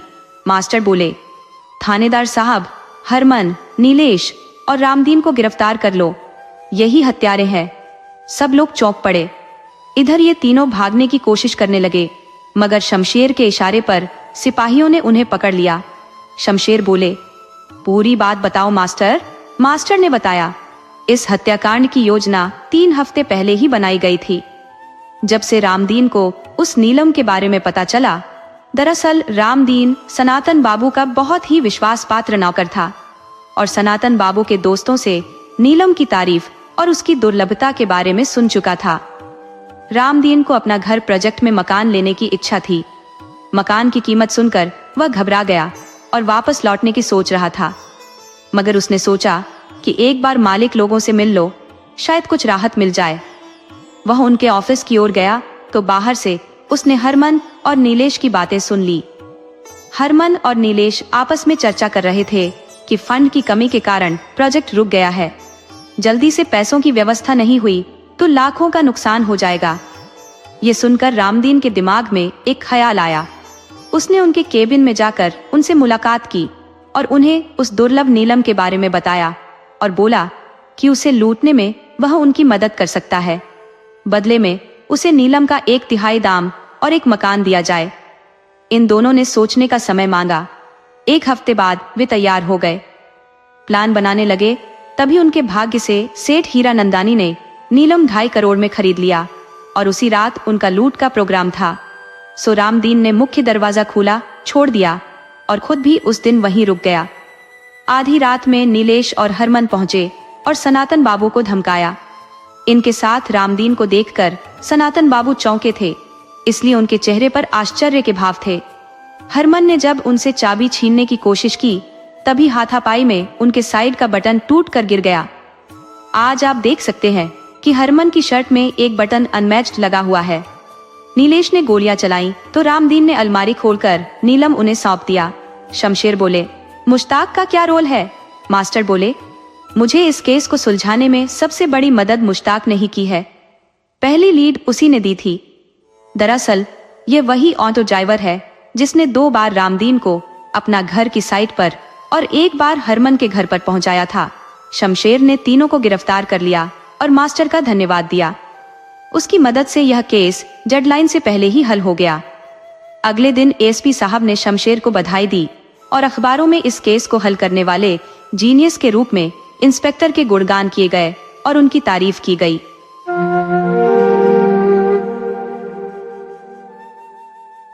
शहजादा सिकंदर कोई साधारण राजकुमार नहीं था। उसकी बहादुरी, दिलेरी और अच्छे व्यवहार की वजह से लोग उसे बहुत पसंद करते थे।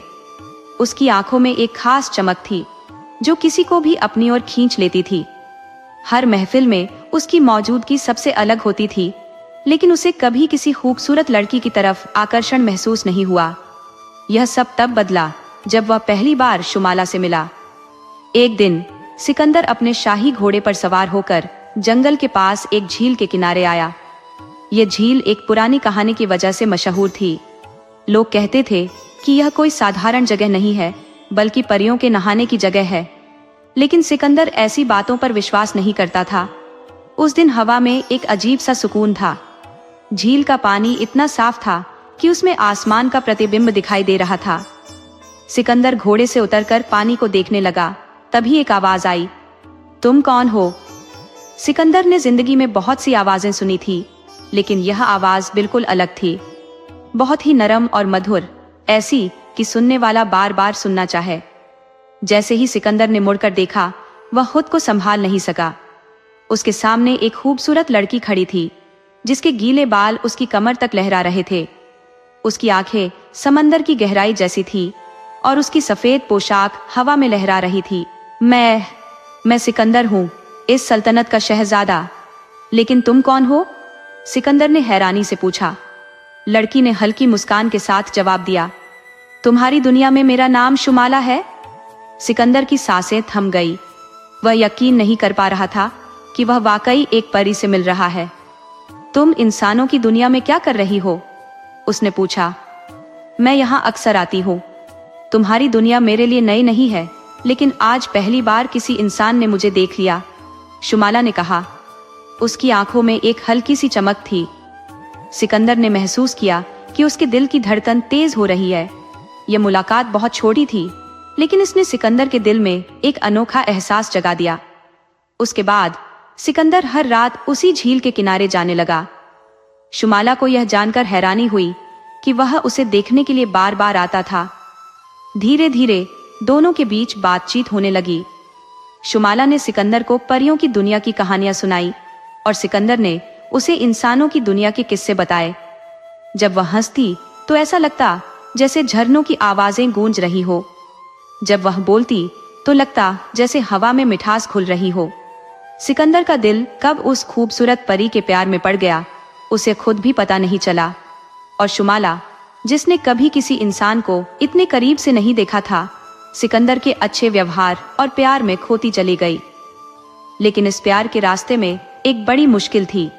परियों और इंसानों के बीच प्यार संभव नहीं था। शुमाला और सिकंदर की मुलाकातें बढ़ती गई। हर रात जब सारी दुनिया सो जाती, सिकंदर अपने महल से निकलकर झील के किनारे पहुंचता, जहां शुमाला उसका इंतजार कर रही होती। इन दोनों के बीच कोई साधारण बातचीत नहीं होती थी। ये दो अलग अलग दुनियाओं के लोगों का प्यार था, जो किसी भी हद को पार कर सकता था। एक रात जब सिकंदर झील पर पहुंचा, तो उसने शुमाला की आंखों में एक अजीब सा दर्द देखा। आज उसकी मुस्कान में वह पहली जैसी चमक नहीं थी। क्या हुआ शुमाला? सिकंदर ने उसके हाथों को धीरे से छूते हुए पूछा। शुमाला ने गहरी सांस ली और झील के पानी में अपनी परछाई देखने लगी। उसकी आवाज धीमी लेकिन गहरी थी। सिकंदर, मैं तुमसे एक सच छुपा रही थी। हमारे बीच प्यार असंभव है। सिकंदर के चेहरे पर हैरानी छा गई। असंभव? प्यार कभी असंभव नहीं होता शुमाला। मैं तुम्हें पूरी दुनिया के सामने स्वीकार करने के लिए तैयार हूँ, लेकिन मेरी दुनिया मुझे तुम्हारे साथ रहने की इजाजत नहीं देगी। शुमाला ने बताया कि परियों की दुनिया का सबसे बड़ा कानून यही था कि कोई भी परी किसी इंसान से प्यार नहीं कर सकती।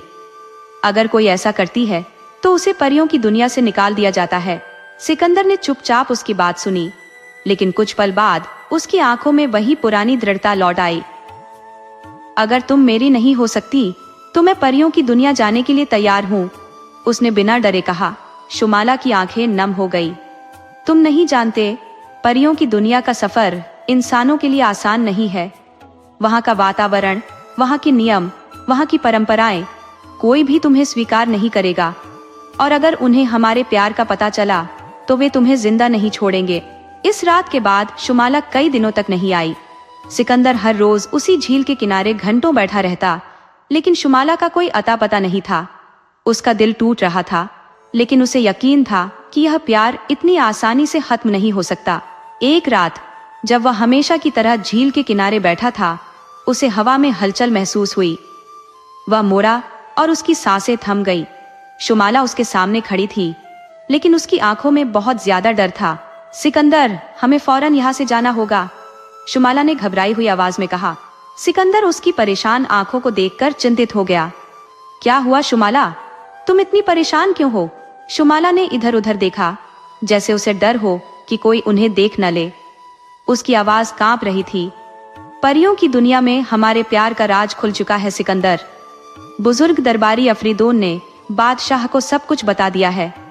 अब मेरा वहां रहना असंभव हो गया है। सिकंदर के दिल में गुस्से की लहर दौड़ गई। तो क्या हुआ?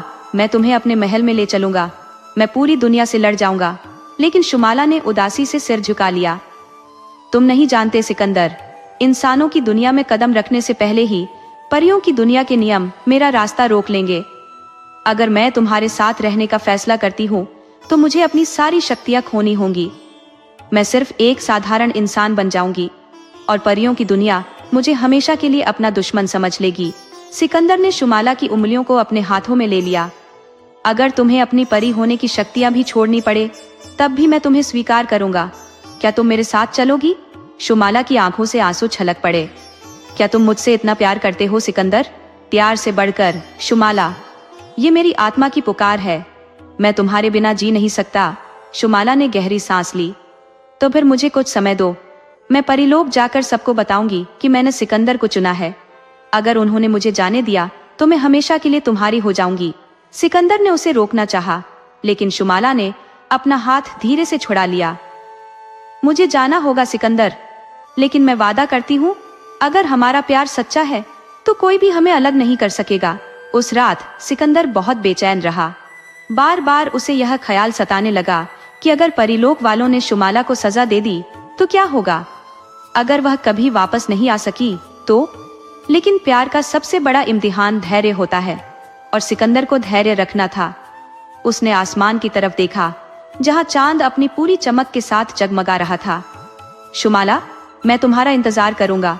लेकिन उसे नहीं पता था कि परीलोक में जो होने वाला था वह उसके प्यार का सबसे बड़ा इम्तिहान होगा।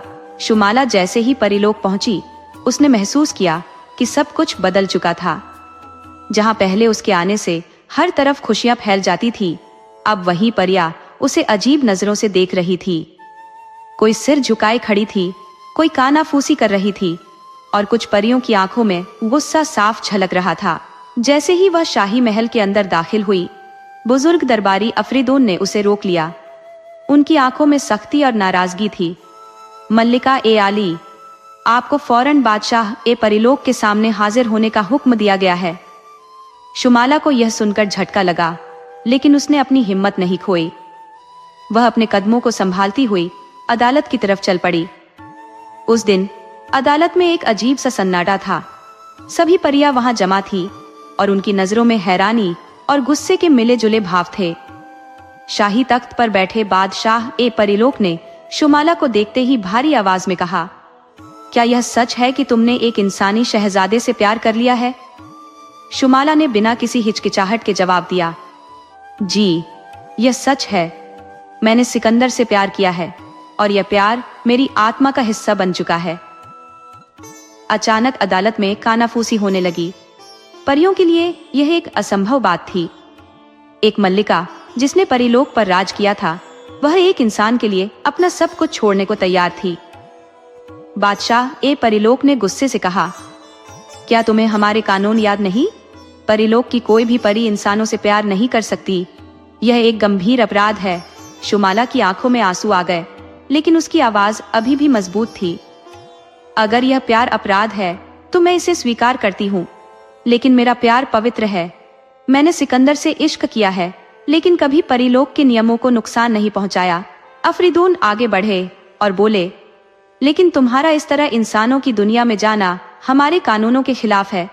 इसकी सजा सिर्फ एक है, या तो तुम अपना प्यार छोड़ दो या फिर परीलोक को हमेशा के लिए छोड़ने के लिए तैयार हो जाओ। ये सुनकर अदालत में खामोशी छा गई।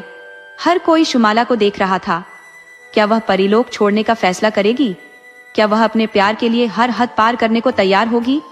शुमाला ने अपनी चमकती हुई आंखों से सबकी तरफ देखा, फिर उसने अपनी आंखें बंद कर ली।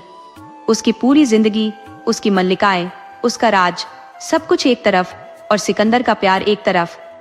उसने गहरी सांस ली, फिर धीमी लेकिन पूरे यकीन के साथ कहा, मैं अपने प्यार को नहीं छोड़ सकती। मैं परीलोक छोड़ने के लिए तैयार हूँ। अचानक परीलोक की हवा में हलचल मच गई। परियां हैरान रह गई। अदालत में कानाफूसी तेज हो गई और बादशाह ए परीलोक की आंखों में मायूसी झलकने लगी। तुम्हें इसका अंजाम मालूम है शुमाला? बादशाह की आवाज धीमी लेकिन भारी थी। जी, मुझे सब मालूम है, लेकिन मेरी आत्मा की किस्मत लिखी जा चुकी है। अब मैं परीलोक की मल्लिका नहीं, बल्कि एक इंसान के इश्क में गिरफ्तार लड़की हूँ, शुमाला ने कहा। बादशाह ए परीलोक ने एक गहरी सांस ली, फिर अपना हाथ उठाया। अचानक हवाओं में एक अजीब सा जादू पैदा होने लगा। शुमाला के शरीर से हल्की हल्की रोशनी निकलने लगी। धीरे धीरे उसकी परी जैसी चमक मिटने लगी। उसके शरीर की रोशनी कम हो गई और फिर वह किसी साधारण इंसानी औरत की तरह लगने लगी। शुमाला अब एक परी नहीं रही, वह इंसानों की तरह बन चुकी थी। अब वह सिकंदर के पास जाने के लिए आजाद थी, लेकिन क्या इंसानी दुनिया उसे उसी तरह स्वीकार करेगी जैसे सिकंदर ने उसके प्यार को स्वीकार किया था? शुमाला ने जैसे ही अपनी आंखें खोली, उसे महसूस हुआ कि वह अब पहले जैसी नहीं रही। उसके शरीर से निकलने वाली चांदनी जैसी रोशनी गायब हो चुकी थी। अब वह हवाओं में नहीं उड़ सकती थी, न ही उसके शरीर में वही परियों वाली हल्की फुर्ती थी। अब वह एक साधारण इंसान की तरह थी, कमजोर, नाजुक और इस दुनिया के नियमों के मुताबिक। सिकंदर उसी झील के किनारे बेचैनी से टहल रहा था। शुमाला उसके पास आई। उसकी आंखों के नीचे हल्की सी लालिमा थी और वह किसी साधारण इंसानी लड़की की तरह कांप रही थी। सिकंदर ने उसे अपने हाथों में संभाला और उसके चेहरे को अपने दोनों हाथों में लेकर पूछा, तुम ठीक तो हो? शुमाला की आंखों में आंसू आ गए। वह धीमी आवाज में बोली, मैं अब परी नहीं रही सिकंदर। मैंने अपनी सल्तनत, अपनी पहचान सब छोड़ दिया, सिर्फ तुम्हारे लिए। सिकंदर ने उसे अपने सीने से लगा लिया। तुम्हें परी होने की जरूरत नहीं शुमाला, मेरे लिए तुम हमेशा मेरी हूर जैसी ही रहोगी। सिकंदर शुमाला को लेकर अपने महल पहुंचा, लेकिन इंसानी दुनिया में एक परी का आना कोई छोटी बात नहीं थी। शाही महल में जैसे ही खबर पहुंची कि शहजादा सिकंदर एक अजनबी लड़की को अपने साथ लाया है, वहां तुरंत कानाफूसी होने लगी। ये लड़की कौन है? कहीं शहजादा इस पर मोहित तो नहीं हो गया? ये कोई जादूगरनी तो नहीं? सिकंदर की माँ मल्लिका नूरजहां को जब यह खबर मिली तो उनके चेहरे पर नाराजगी की रेखाएं उभर आईं। वह अपने खास कमरे में बैठी सोच रही थी, एक अजनबी लड़की जो न हमारे इलाके की है न हमारे खानदान की, सिकंदर इसे यहाँ क्यों लाया है? उनके वजीरों ने उन्हें समझाने की कोशिश की, हुजूर, यह अच्छा नहीं होगा कि शहजादा इस लड़की को अपनी बीवी बनाए। ये कौन है, कहाँ से आई है, इसका कोई पता नहीं। लेकिन मल्लिका नूरजहां को अपने बेटे पर पूरा भरोसा था। उन्होंने सिर्फ एक आदेश दिया, पहले इस लड़की के बारे में पूरी जानकारी इकट्ठा करो। अगर यह वाकई सिकंदर की मोहब्बत के लायक है तो फिर देखा जाएगा। अब शुमाला के लिए सबसे बड़ा इम्तिहान शुरू होने वाला था। क्या इंसानी दुनिया उसे अपनाएगी? क्या सिकंदर का खानदान उसे स्वीकार करेगा? या फिर यह प्यार इंसानी साजिशों और दुनियावी बाधाओं का शिकार हो जाएगा? शुमाला अब परेलोक की मल्लिका नहीं थी। वह अब एक साधारण इंसानी लड़की की तरह थी, कमजोर, नाजुक और हर उस एहसास से गुजर रही थी जिसका अनुभव उसे पहले कभी नहीं हुआ था। सिकंदर के साथ रहकर उसे सुकून तो था, लेकिन इंसानी दुनिया की साजिशों और परंपराओं से वह अनजान थी। सिकंदर अपने प्यार को किसी से छुपाना नहीं चाहता था। वह चाहता था कि पूरी दुनिया को बताए कि शुमाला सिर्फ उसकी है। लेकिन शाही महल में कदम रखते ही शुमाला ने महसूस किया कि यह दुनिया उससे बहुत अलग है। महल की सख्त और गंदी साजिशें, सिकंदर के दरबारियों की घूरती हुई नजरें और मल्लिका नूरजहां की खामोश निगाहें, ये सब शुमाला के लिए नया था। शाही खानदान की औरतें उसे आलोचनात्मक नजरों से देख रही थी। एक वजीर, आजादी ने धीमी आवाज में कहा, कोई बता सकता है कि यह लड़की कहाँ से आई है? कौन है ये? दूसरी ने जवाब दिया, कहते हैं शहजादा इसे जंगल से लेकर आया है। सुना है ये कोई साधारण लड़की नहीं है, लेकिन जो भी हो, शहजादी बनने के काबिल तो नहीं लगती। शाही महल के आलीशान दीवान एक खास में मल्लिका नूरजहां अपने तख्त पर बैठी थी।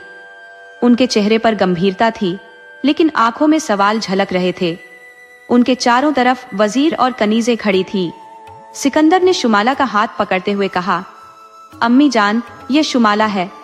मैंने इससे प्यार किया है और मैं इसे अपनी बीवी बनाना चाहता हूँ। महल में एक सन्नाटा छा गया। किसी ने कभी सोचा भी नहीं था कि शाही खानदान का वारिस एक अनजान लड़की को अपने साथ लाएगा।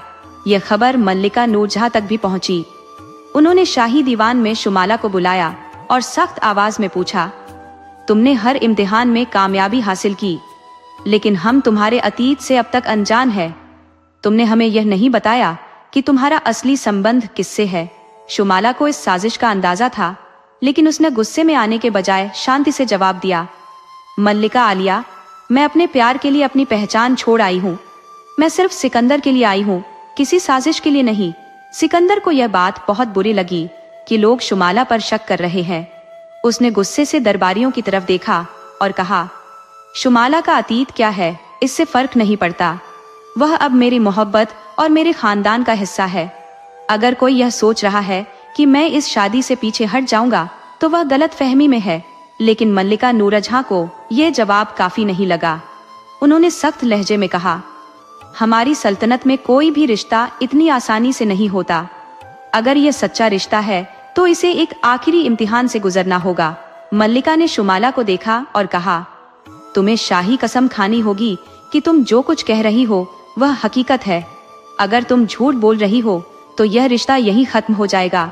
महल में सन्नाटा छा गया। अब शुमाला के सामने एक नया इम्तिहान था। क्या वह इस शाही कसम को पूरा कर पाएगी या फिर कोई नई साजिश उसके प्यार को बर्बाद करने की कोशिश करेगी? शुमाला के सामने अब सबसे मुश्किल इम्तिहान था। अगर वह शाही कसम खा लेती तो इसका मतलब था कि उसे इंसानी दुनिया की परंपराओं को पूरी तरह अपनाना होगा। लेकिन अगर उसने कसम से इनकार किया तो यह शादी रुक सकती थी। महल में खामोशी थी। सबकी निगाहें शुमाला पर जमी थी।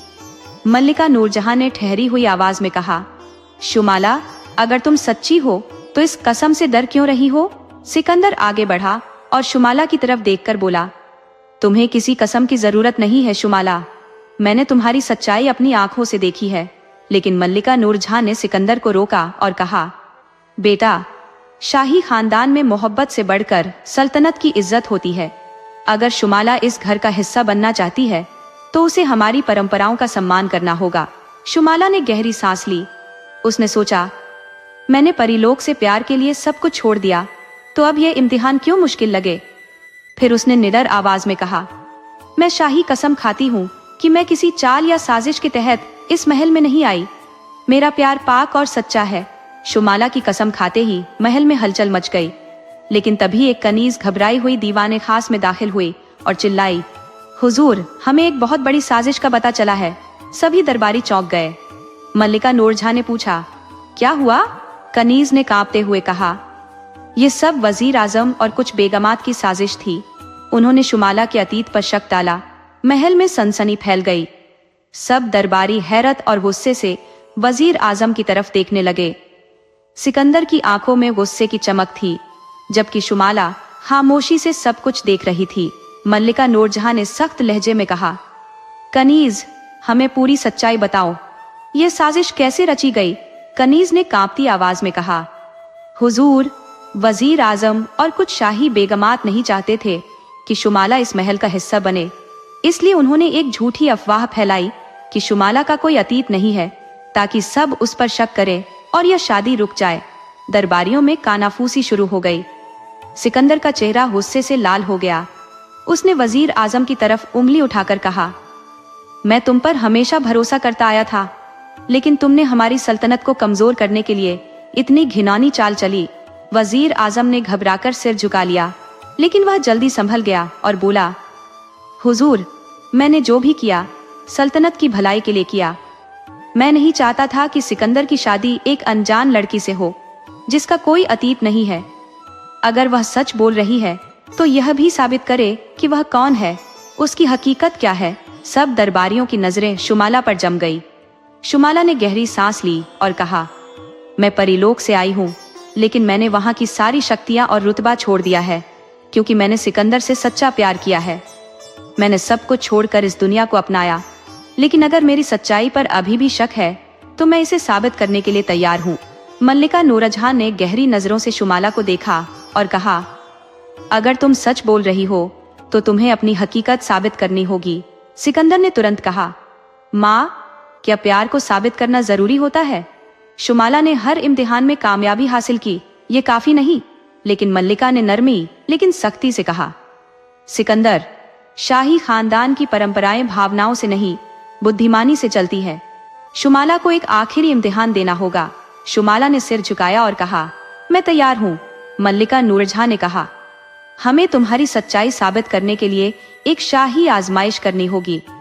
अगर तुम परिलोक से आई हो तो तुम्हारे अंदर कुछ ना कुछ खास होना चाहिए। अगर तुम सच कह रही हो तो तुम्हें चांदी के आईने में अपनी सच्ची शक्ल दिखानी होगी। यह सुनकर महल में कानाफूसी होने लगी। चांदी का आईना एक प्राचीन जादुई चीज थी। जो हर झूठ को बेनकाब कर देती थी। अगर कोई अपनी असली पहचान छुपा रहा होता तो आईना उसका असली चेहरा सबके सामने ले आता। सिकंदर घबरा गया। अगर शुमाला की सच्चाई साबित न हुई तो वह उसे हमेशा के लिए खो सकता था। महल के सेवक चांदी का आईना लेकर आए। शुमाला ने गहरी सांस ली और आईने के सामने खड़ी हो गई। सब सांस रोके खड़े थे। जैसे ही शुमाला ने आईने में झांका, उसकी आंखों में एक चमक पैदा हुई। आईने की सतह हिलने लगी जैसे पानी के बुलबुले उठ रहे हो।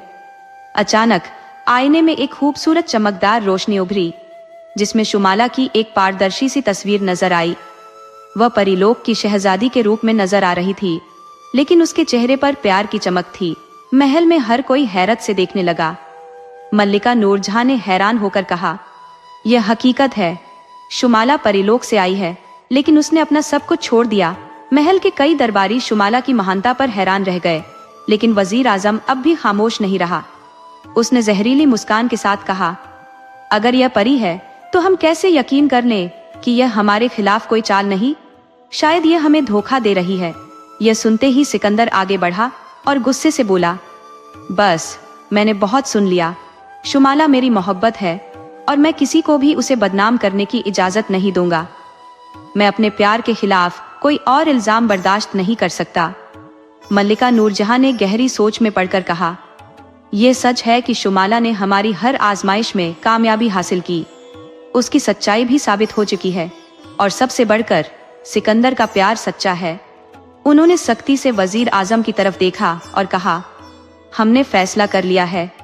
शुमाला को शाही बहू के रूप में स्वीकार किया जाएगा और शादी की तैयारियां तुरंत शुरू की जाएंगी। महल में खुशी की लहर दौड़ गई, लेकिन वजीर आजम और उसके साथी खामोश नहीं बैठे। उन्होंने अंदर ही अंदर एक और खौफनाक साजिश तैयार कर ली, जो शुमाला और सिकंदर के भविष्य को हमेशा के लिए बदल सकती थी। महल में खुशियों की गूंज सुनाई दे रही थी। सिकंदर और शुमाला की मोहब्बत ने सभी आजमाइशों को हरा दिया था और मल्लिका नूरजहां ने खुद शादी का आदेश दे दिया था। दरबारियों में चर्चा हो रही थी, लेकिन ज्यादातर लोग इस अनोखे रिश्ते को स्वीकार कर चुके थे। शुमाला की सच्चाई और समझदारी ने सबके दिल जीत लिए थे, लेकिन हर प्यार की कहानी में कुछ साजिशी किरदार भी होते हैं। वजीर आजम, जिसकी उम्मीदें खाक में मिल चुकी थी, अपनी हार आसानी से स्वीकार करने वाला नहीं था। उसने अपनी कुछ खास बेगमात और महल के गुप्त दरबारियों को इकट्ठा किया और कहा, अगर यह शादी हो गई तो हमारी सल्तनत की ताकत कमजोर हो जाएगी। हमें ऐसा हमला करना होगा कि सिकंदर खुद शुमाला को छोड़ने पर मजबूर हो जाए।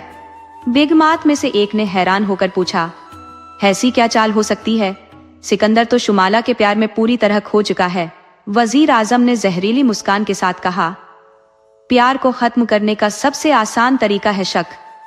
उसने शाही दरबार की एक बूढ़ी जादूगरनी को बुलाया, जो कई सालों से छिपी हुई थी। तुम्हें बस एक ऐसा सपना सिकंदर के दिमाग में डालना होगा जो उसे शुमाला से दूर कर दे। रात के अंधेरे में महल के कमरे खामोश थे, लेकिन सिकंदर के सपनों में एक तूफान उठ चुका था। उसने खुद को एक अजीब जगह पर पाया, जहां शुमाला परियों के एक चमकदार बाग में खड़ी थी। उसके साथ एक शक्तिशाली आदमी था, जिसकी आंखों में ताकतवर रोशनी चमक रही थी। वह आदमी कह रहा था, शुमाला, तुमने जो त्याग किया वह महज एक खेल था। तुम्हारी हकीकत यह है कि तुम सिर्फ सिकंदर को धोखा देने आई थी। तुम्हें हमारी दुनिया के राज जानने के लिए भेजा गया था, ताकि तुम इंसानों की कमजोरियों को समझ सको। सिकंदर ने सपने में शुमाला को मुस्कुराते देखा, जैसे वह इस हकीकत को स्वीकार कर रही हो। अगले दिन जब सिकंदर ने शुमाला को देखा, तो उसके प्यार में वह पहली सी तड़प नहीं थी। शुमाला ने उसकी आंखों में अजनबीपन देखा और हैरान हुई। सिकंदर, क्या हुआ? तुम मुझसे बात क्यों नहीं कर रहे? सिकंदर ने उसकी तरफ देखा, लेकिन उसकी आंखों में वह प्यार की रोशनी नहीं थी। शुमाला, क्या तुमने वाकई परीलोक के लिए यह सब किया? क्या तुम सिर्फ एक खेल खेल रही थी? ये शब्द शुमाला के लिए किसी खंजर से कम नहीं थे।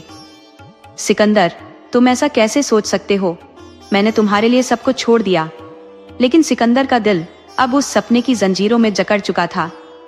अगर यह सच नहीं है तो मुझे सबूत दो। अब शुमाला के सामने सबसे बड़ा इम्तिहान था। उसे न सिर्फ सिकंदर का प्यार वापस जीतना था, बल्कि उस साजिश को भी बेनकाब करना था जो उनकी खुशियों को बर्बाद करने के लिए रची गई थी। लेकिन यह इतना आसान नहीं था, क्योंकि इस बार दुश्मन कोई साधारण इंसान नहीं था, बल्कि एक ऐसी जादूगरनी थी जो सच और झूठ को सपनों में बदल सकती थी। सिकंदर की नजरों में जो प्यार था, अब उसमें संदेह और अनिश्चितता का साया था। शुमाला के दिल पर गहरी चोट लगी थी, लेकिन उसने खुद को संभाला। वह जानती थी कि यह कोई साधारण गलतफहमी नहीं है, बल्कि किसी गहरी साजिश का नतीजा है। वह सिकंदर के करीब आई और धीरे से बोली, सिकंदर, अगर तुम मुझ पर शक कर रहे हो तो मैं साबित करूंगी कि मेरा प्यार सच्चा है। लेकिन मैं यह जरूर जानना चाहूंगी कि तुम्हारा दिल क्यों बदल गया। सिकंदर ने नजरें चुराई, जैसे वह खुद भी उलझा हुआ हो। मैं नहीं जानता, लेकिन मैंने एक सपना देखा, ऐसा सपना जिसमें सब कुछ इतना स्पष्ट था कि मैं उसे झूठ कहने की हिम्मत नहीं कर सकता। शुमाला चौंक गई। सपना? कैसा सपना? सिकंदर ने सपने की पूरी कहानी बताई। शुमाला ने ध्यान से सुना और तुरंत समझ गई कि यह सपना एक जादुई चाल का हिस्सा है। उसने धीरे से कहा, सिकंदर, क्या तुम्हें नहीं लगता कि यह सपना किसी ने जानबूझकर तुम्हें दिखाया है? क्या तुम भूल गए कि मैंने कितनी कुर्बानियां दी है? सिकंदर के दिल में शुमाला के शब्दों ने हलचल मचा दी, लेकिन शक की दीवार अभी पूरी तरह से नहीं टूटी थी। मैं नहीं जानता शुमाला, लेकिन मुझे कुछ समय चाहिए। शुमाला ने अपनी आंखों में आंसू नहीं आने दिए। वह जानती थी कि अगर उसने हिम्मत हार दी तो वह अपना प्यार भी खो देगी। उसने दिल में फैसला किया कि वह इस सपने के पीछे की सच्चाई को जरूर ढूंढेगी। अगले दिन शुमाला ने महल के हर सेवक और दरबारी पर नजर रखना शुरू किया। वह जानती थी कि इस सपने को पैदा करने वाली कोई साधारण ताकत नहीं थी, बल्कि कोई ऐसा था जो सिकंदर की सोच को नियंत्रित करना चाहता था। रात के वक्त जब महल खामोश था, शुमाला ने दरबार के एक अंधेरे कोने में किसी की कानाफूसी सुनी। वह धीरे से दीवार के पीछे छुप गई और सुनने लगी। वजीर आजम की आवाज थी, हमें यह सपना और भी ताकतवर बनाना होगा। सिकंदर के दिल में जब तक शक रहेगा, वह शुमाला को स्वीकार नहीं करेगा। जादूगरनी ने धीमी आवाज में कहा, अगला सपना पहले से ज्यादा खौफनाक होगा। सिकंदर खुद शुमाला से नफरत करने लगेगा। शुमाला के दिल में गुस्से की लहर दौड़ गई, लेकिन उसने खुद को काबू में रखा। उसने तुरंत यह राज सिकंदर को बताने का फैसला किया, लेकिन वह जानती थी कि अगर सिकंदर के सपने जादुई थे तो उन्हें तोड़ने के लिए उसे किसी और ताकत का सहारा लेना होगा। अगली सुबह शुमाला सीधा महल की सबसे बड़ी जादूगरनी शाह बीबी के पास गई, जो सदियों से जादू के खिलाफ लड़ने के लिए मशहूर थी। शाह बीबी ने शुमाला को ध्यान से देखा और कहा, बेटी, सपनों का जादू सबसे खतरनाक होता है। ये दिल और दिमाग को अपनी गिरफ्त में ले लेता है। तुम्हें सिकंदर के दिल में वह रोशनी जगानी होगी जो इस सपने को तोड़ सके। शुमाला ने विनती की, मुझे बताइए, मैं यह कैसे कर सकती हूँ? शाह बीबी ने एक प्राचीन ताबीज निकाला और कहा, यह ताबीज सिकंदर के तकिए के नीचे रख दो, और जब वह सपना देखे तो उसे अपने नाम से पुकारो। अगर उसका प्यार सच्चा है तो यह सपना हमेशा के लिए टूट जाएगा। लेकिन याद रखो, अगर तुम्हारे प्यार में जरा सी भी कमजोरी हुई तो यह सपना हकीकत में बदल सकता है। शुमाला ने मजबूती से ताबीज थामा और रात का इंतजार करने लगी। रात आई और शुमाला चुपके से सिकंदर के कमरे में दाखिल हुई। उसने ताबीज तकिए के नीचे रखा और दुआ मांगी कि सच्चाई की जीत हो। सिकंदर की नींद गहरी हुई और सपना शुरू हुआ। इस बार सपना पहले से भी ज्यादा खौफनाक था। उसने शुमाला को दुश्मनों के साथ देखा, उसे महल के खिलाफ साजिश करते हुए पाया। सिकंदर का दिल धड़क उठा, लेकिन जैसे ही वह गुस्से में बोलने लगा, शुमाला ने धीरे से उसका नाम लिया। सिकंदर, मेरे प्यार को देखो, इन सपनों को नहीं। अचानक सपने में रोशनी फैल गई और सारे झूठ धुएं में उड़ गए। सिकंदर की आंख खुली और उसने शुमाला को अपने करीब पाया। तुमने मेरे सपने को तोड़ दिया, ये सब जादू था। शुमाला ने आंखों में आंसू लिए कहा, सिकंदर, मैंने कहा था ना कि मेरा प्यार सच्चा है। तुम्हें सिर्फ अपनी आंखों से देखने की जरूरत थी। सिकंदर का दिल शर्मिंदगी से भर गया। उसने शुमाला का हाथ थाम लिया। शुमाला, मैंने तुम पर शक करके बहुत बड़ी गलती की। मैं हमेशा तुम्हारे साथ रहूंगा। लेकिन यह कहानी यहाँ खत्म नहीं हुई थी, क्योंकि महल में एक और तूफान आने वाला था, जो शुमाला और सिकंदर के प्यार को एक नए इम्तिहान में डालने वाला था। महल की दीवारों में कानाफूसी गूंजने लगी कि सिकंदर का दिल दोबारा शुमाला की तरफ झुक चुका है। वजीर आजम और साजिशी बेगमात के चेहरों पर बेचैनी के निशान थे। वे जानते थे कि अगर शुमाला इस इम्तिहान में कामयाब हो गई तो उनकी सारी साजिशें नाकाम हो जाएंगी, लेकिन उन्होंने हार मानने का इरादा नहीं किया था। रात के साए गहरे हो रहे थे जब वजीर आजम गुप्त तहखाने में पहुंचा, जहां जादूगरनी पहले से मौजूद थी।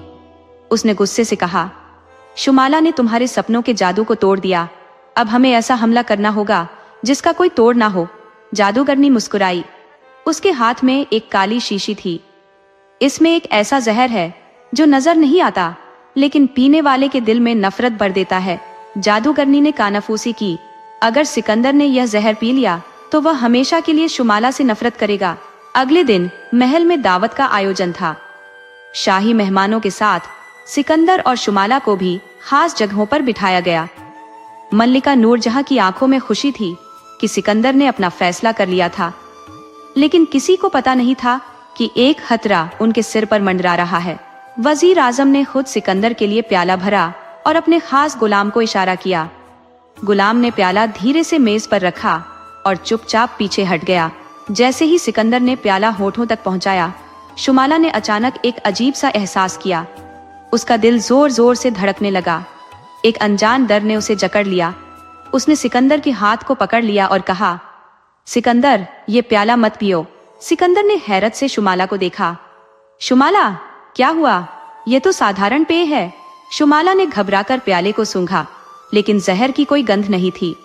तभी शाह बीबी, जो सब कुछ चुपचाप देख रही थी, धीरे से बोली, बेटी, तुम्हारे दिल ने तुम्हें सही रास्ता दिखाया है। अगर तुम्हें लगता है कि यह खतरनाक है तो इसे रोकना होगा। शुमाला ने प्याला मेज पर रख दिया और मल्लिका नूरजहां की तरफ मुड़कर कहा, मल्लिका आलिया, क्या आप इजाजत देंगी कि मैं इस प्याले की सच्चाई जांच सकूं? मल्लिका नूरजहां ने गहरी नजर से सबको देखा, फिर सिर हिला दिया। शुमाला ने वह प्याला शाह बीबी की तरफ बढ़ाया, जो महल की सबसे समझदार महिला थी। उन्होंने प्याले के ऊपर कुछ खास मंत्र पढ़े और देखते ही देखते प्याले का रंग काला होने लगा। महल में सनसनी फैल गई। वजीर आजम के चेहरे का रंग उड़ गया, लेकिन वह खुद को संभाल कर बोला, यह जादू कैसे हो सकता है? शायद यह किसी और वजह से हुआ हो। शाह बीबी ने सख्ती से कहा, यह जहर था जो नजर नहीं आता, लेकिन पीने वाले के दिल में नफरत पैदा कर देता है। अगर सिकंदर ने यह पी लिया होता तो वह हमेशा के लिए अपनी मोहब्बत को भूल जाता। महल में भारी खामोशी छा गई। सिकंदर ने सख्ती से वजीर आजम को देखा। क्या तुम मुझे अपनी ही मोहब्बत के खिलाफ करने की कोशिश कर रहे थे? वजीर आजम के माथे पर पसीना आ गया। वह जानता था कि अगर इस वक्त उसने कोई गलती की तो वह हमेशा के लिए महल से निकाल दिया जाएगा। उसने जल्दी से कहा, शहजादे, मैंने कुछ नहीं किया। शायद यह किसी और ने किया हो। लेकिन शुमाला जानती थी कि सच्चाई का वक्त आ चुका है। उसने आगे बढ़कर कहा, मल्लिका आलिया, ये वक्त फैसला लेने का है। अगर आज सिकंदर पर हमला हो सकता है तो कल आप पर भी हो सकता है। मल्लिका नूरजहां की आंखों में आग सी भड़क उठी। उन्होंने दरबारी सिपाहियों को आदेश दिया कि वजीर आजम को गिरफ्तार कर लिया जाए और इस साजिश की जड़ तक पहुंचा जाए। जैसे ही सिपाहियों ने वजीर आजम को पकड़ा, एक बेगम चीख उठी, मैंने यह सब सिकंदर को शुमाला से दूर करने के लिए किया था। हमें डर था कि एक अनजान लड़की हमारी सल्तनत की बहू बनेगी, लेकिन हमें नहीं पता था कि वह इतनी बहादुर होगी। महल में हलचल मच गई, लेकिन अब सब जान चुके थे कि शुमाला की मोहब्बत, बहादुरी और समझदारी ने उसे हर इम्तिहान में कामयाब कर दिया था। सिकंदर ने आगे बढ़कर शुमाला का हाथ थामा और सबके सामने कहा, शुमाला ने हर साजिश को नाकाम कर दिया, हर इम्तिहान में कामयाब रही। अब कोई शक नहीं कि वही मेरी दुल्हन बनेगी। महल में खुशियों की गूंज सुनाई देने लगी। मल्लिका नूरजहां ने मुस्कुराकर कहा, आज से शुमाला हमारी बहू है और हमारी सल्तनत का हिस्सा है। लेकिन शुमाला के दिल में एक और सवाल था। अगर वजीर आजम ने यह सब किया था तो क्या वह अकेला था, या महल में अभी भी कोई ऐसा था जो अंधेरे में अपनी अगली साजिश तैयार कर रहा था? महल में खुशियों का माहौल था, लेकिन शुमाला के दिल में एक अजीब सी बेचैनी थी। वह जानती थी कि वजीर आजम की साजिश नाकाम हो चुकी थी, लेकिन क्या खतरा वाकई खत्म हो गया था? सिकंदर के हाथों में हाथ दिए वह सोच रही थी कि कहीं अंधेरे में कोई और दुश्मन छुपा तो नहीं जो अभी तक सामने नहीं आया। रात का पहर गहरा हो चुका था जब शुमाला महल के बाग में अकेली टहल रही थी। ठंडी हवा के झोंकों में एक कानाफूसी मिल गई। किसी ने धीरे से कहा, तुम जीत तो गई हो, लेकिन यह जीत अस्थाई है। शुमाला चौंक गई। उसने फौरन पलट कर देखा, लेकिन बाग में कोई नहीं था। वह समझ गई कि यह कोई संयोग नहीं है, बल्कि किसी ने जानबूझकर ये शब्द कहे हैं। लेकिन कौन?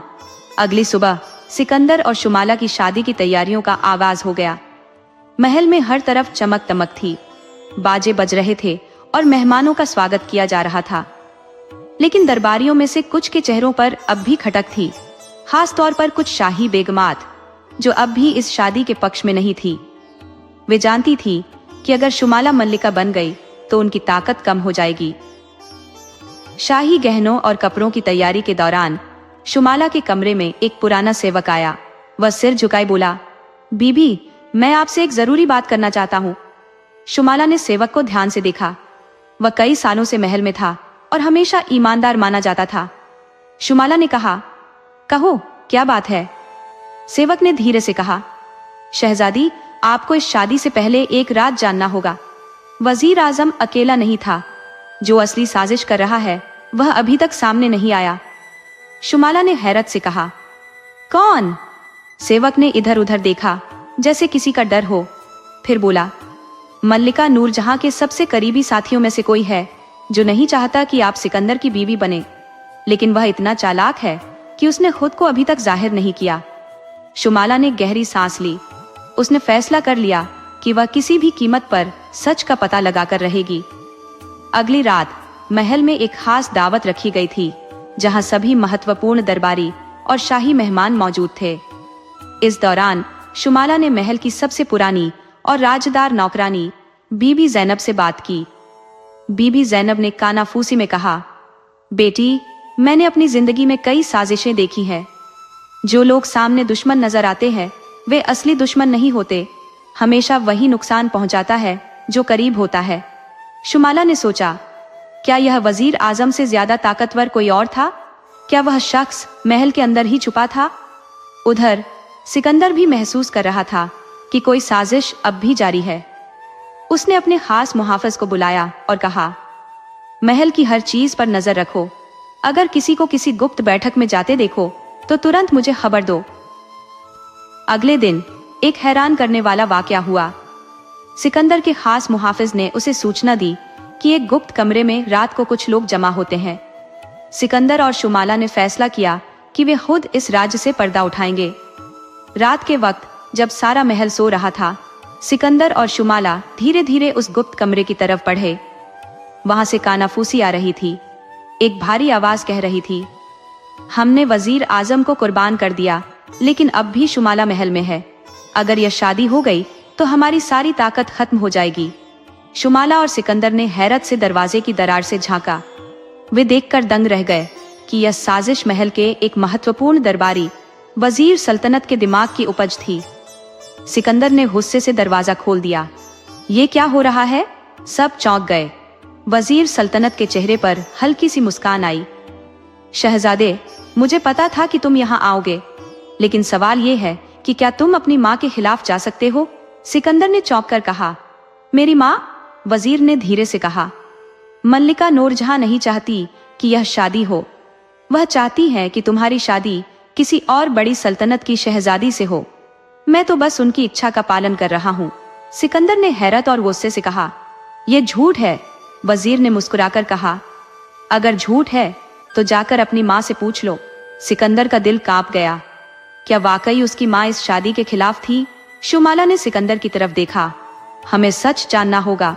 सिकंदर और शुमाला सीधे मल्लिका नूरजहां के पास पहुंचे। सिकंदर ने कहा, माँ, क्या यह सच है कि आप नहीं चाहती कि मेरी शादी शुमाला से हो? मल्लिका नूरजहां के चेहरे पर एक पल के लिए गंभीरता आई। फिर वे बोली, बेटा, मैं तुम्हें बताना चाहती थी, लेकिन समय नहीं मिला। यह सच है कि मैं चाहती थी कि तुम्हारी शादी किसी बड़ी सल्तनत की शहजादी से हो, लेकिन सिकंदर ने बीच में ही पूछा, लेकिन वजीर सल्तनत ये सब क्यों कर रहा है? मल्लिका नूरजहां की आंखों में आग सी भड़क उठी, क्योंकि वह अपनी ताकत बचाने के लिए कुछ भी कर सकता है। उन्होंने तुरंत सिपाहियों को आदेश दिया कि वजीर सल्तनत को गिरफ्तार किया जाए। जैसे ही सिपाही अंदर आए, वजीर ने एक खंजर निकाला और शुमाला की तरफ बढ़ा। अगर मैं नाकाम हुआ तो तुम भी जिंदा नहीं रहोगी। लेकिन शुमाला तैयार थी। उसने जल्दी से एक मशाल उठाई और वजीर के हाथ पर दे मारी। वह चीख उठा और तभी सिपाहियों ने उसे काबू कर लिया। महल में यह ऐलान कर दिया गया कि वजीर सल्तनत एक साजिश करता था और उसे कड़ी सजा दी जाएगी। मल्लिका नूरजहां ने सिकंदर और शुमाला को देखकर कहा, अब कोई साजिश बाकी नहीं रही। मैं आज ऐलान करती हूँ कि कल तुम दोनों की शादी होगी। शुमाला और सिकंदर ने एक दूसरे को देखा। अब कोई साजिश, कोई दुश्मन उनके प्यार के बीच नहीं था। लेकिन क्या वाकई सब कुछ खत्म हो चुका था, या किस्मत उनके लिए कोई और इम्तिहान लेकर आ रही थी? महल में रोशनी की बहार थी। पूरे शाही दरबार को जगमगा दिया गया था, जहां सिकंदर और शुमाला की शादी की तैयारियों में सब व्यस्त थे। मल्लिका नूरजहां ने अपनी मौजूदगी से साबित कर दिया था कि अब वे खुद इस शादी का समर्थन कर रही हैं। लेकिन सिकंदर और शुमाला के दिल में एक अजीब सा एहसास था। क्या वाकई यह साजिशें खत्म हो चुकी थी, या अभी भी कोई छुपा हुआ दुश्मन बाकी था? शाही मेहमानों के खाने में हर खास और आम व्यक्ति जमा था। सिकंदर और शुमाला के प्यार का चर्चा पूरे देश में हो चुका था। लेकिन शुमाला के दिल में अब भी एक अजीब सी बेचैनी थी। उसे ऐसा लग रहा था जैसे कोई साया अभी भी इस खुशी के पल पर छाया हुआ है।